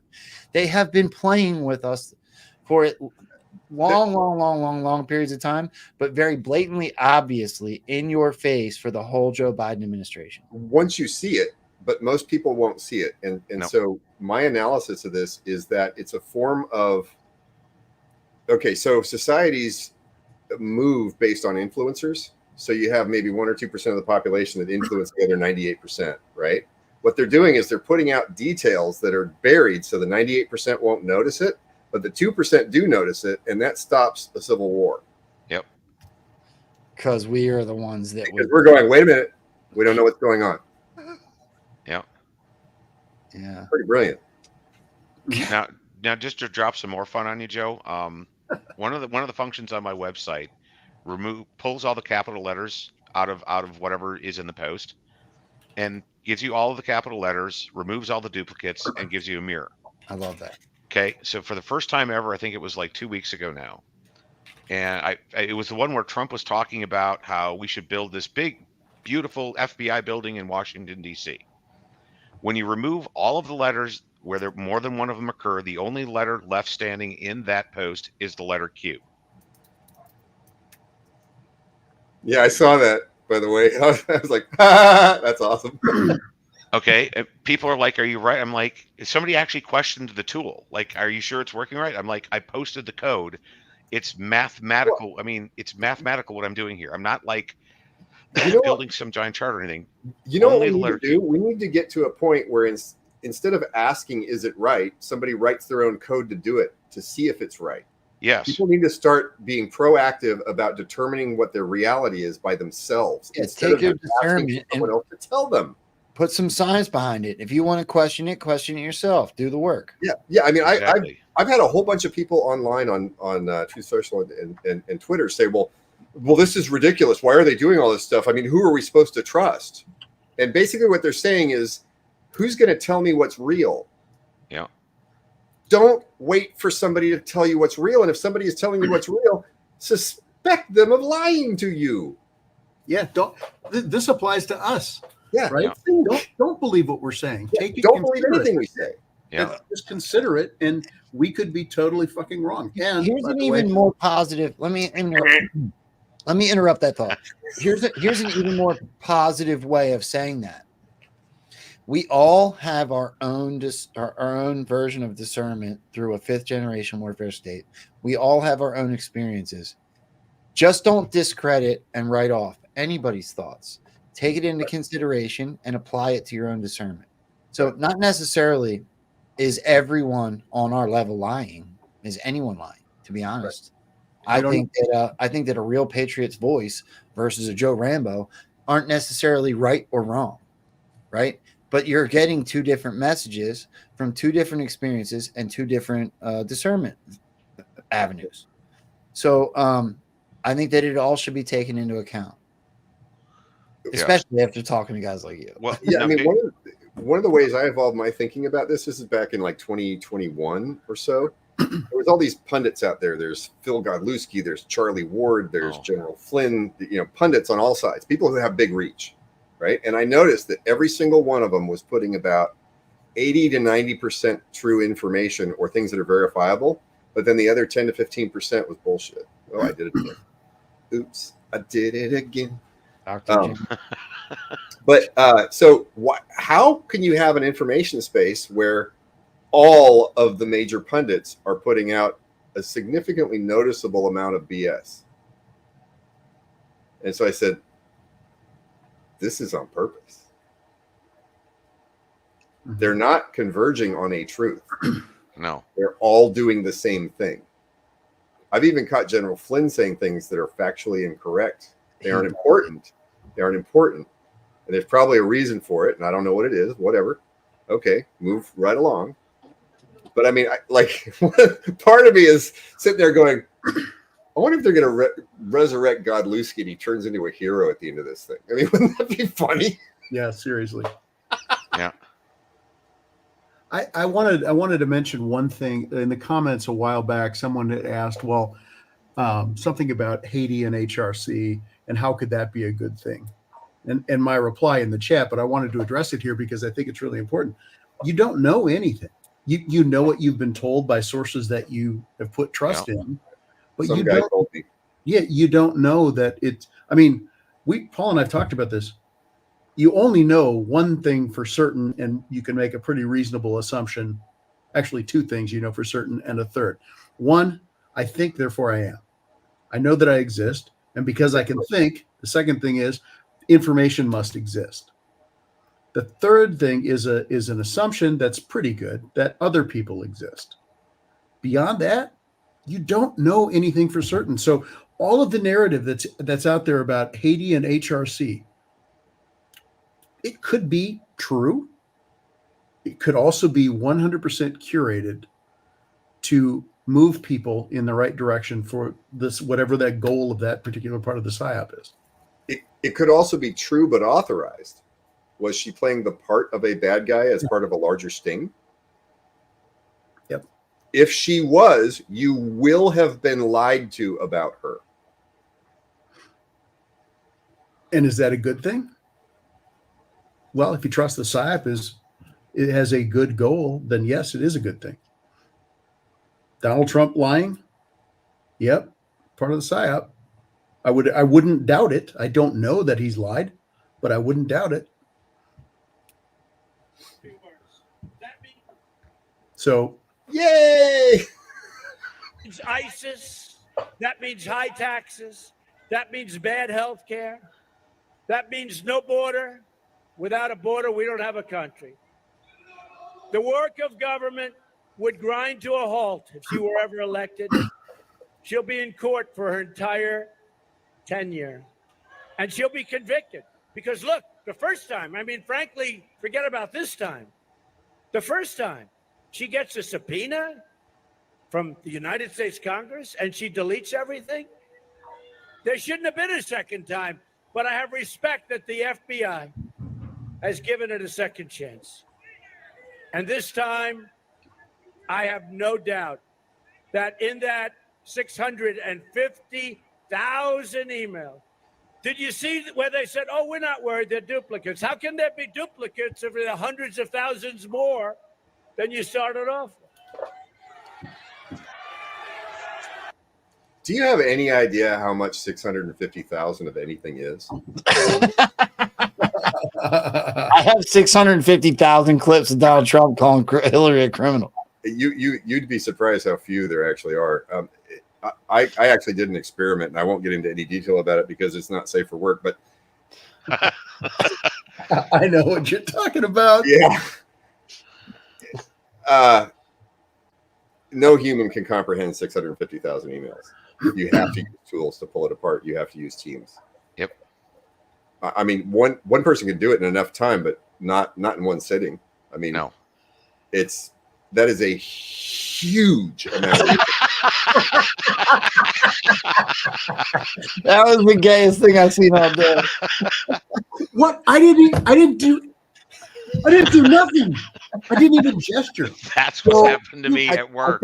I think it's just you, John. I get a thumbs down and then a thumbs up. And I get the gay balloon. You did that, Rambo, you bastard. That's fantastic. I'm gonna get one of these StreamYard accounts just so I can verify that I didn't do that. That's your camera, bro. You bastard. All right, let's wrap this up. We're an hour further than I thought we would go, and I can hear kids and stuff. So, look, all three of you, legends in my mind, thank you so much. I think today's show was epic. I hope everybody out there felt the same way. Please hit that positive affirmation button on whatever platform you're on. Thumbs up on Rumble, thumbs up on YouTube, share the show out on Twitter, and please come back next week. I will not be doing shows for a few days because I work day shift. I'm hoping to schedule maybe 1 or 2 Monday or Tuesday night and Friday during the day. Just look for it on my Twitter, Telegram, and True Social page. You guys, thank you so much. I think that what you're doing out here, as far as expanding minds, is brilliant. QAG, your corner of this movement is imperative. I think that your page is unfreaking believable. I hope that maybe we can talk in the next week or two and have you come on and give this whole crew a tutorial on how to use it, because it's still kind of confusing to me. I got to be honest. It's pretty in depth. Yeah. The only thing I'll say is if people actually want to meet me, I will actually be at the Spring, Texas General Flynn movie event. I'm butthurt about General Flynn's events, bro. I know. I saw the one canceled. The only freaking event I've been able to make it to in 4 years, and they freaking cancel it right after I put eyeballs on Boone Cutler's post. I thought it was me. I thought I was in trouble. It's funny. Anyway, well, good. Go have fun at that event. I hope anybody that can goes and sees you, hangs out. I'd love to meet every one of you guys face to face at some point. Go ahead, John. Oh, we will. We will. I just wanted to say thank you. I could type it in the chat, but thank you to everybody in the chat, because there are always good questions. We try to catch stuff when it's flying by, but your participation in this is great. Thank you. We always have such like a star-studded crew too, and that goes to everybody. But I always see so many friends that I hang out with and talk with in some of these circles where we have these conversations and debate these ideas. It's always cool to see how many people come to support you guys, me, and everything that we're doing on the show. So thank you. I agree. We're all stars in the dope show. I can't wait to see what that beard looks like next week. It's gonna be so awful. You need to get some beard coloring, make it black just to contrast with the. Yeah. I'm gonna do the whole thing. I'm gonna be shake your booty. There's a guy at the Republican Club that grows the full goatee, kind of like mine's growing in right now, and then it's white, and then he just does like a pinstripe black effect to it. Sharpie. Yeah, it's odd. That was a weird way to end the show. I love you guys. I absolutely love you. We'll do it again soon. I'll talk to all you guys in the back channels, and look forward to shows next week. Have a great weekend, everybody. Yeah, have a great weekend. All right, much love. Peace.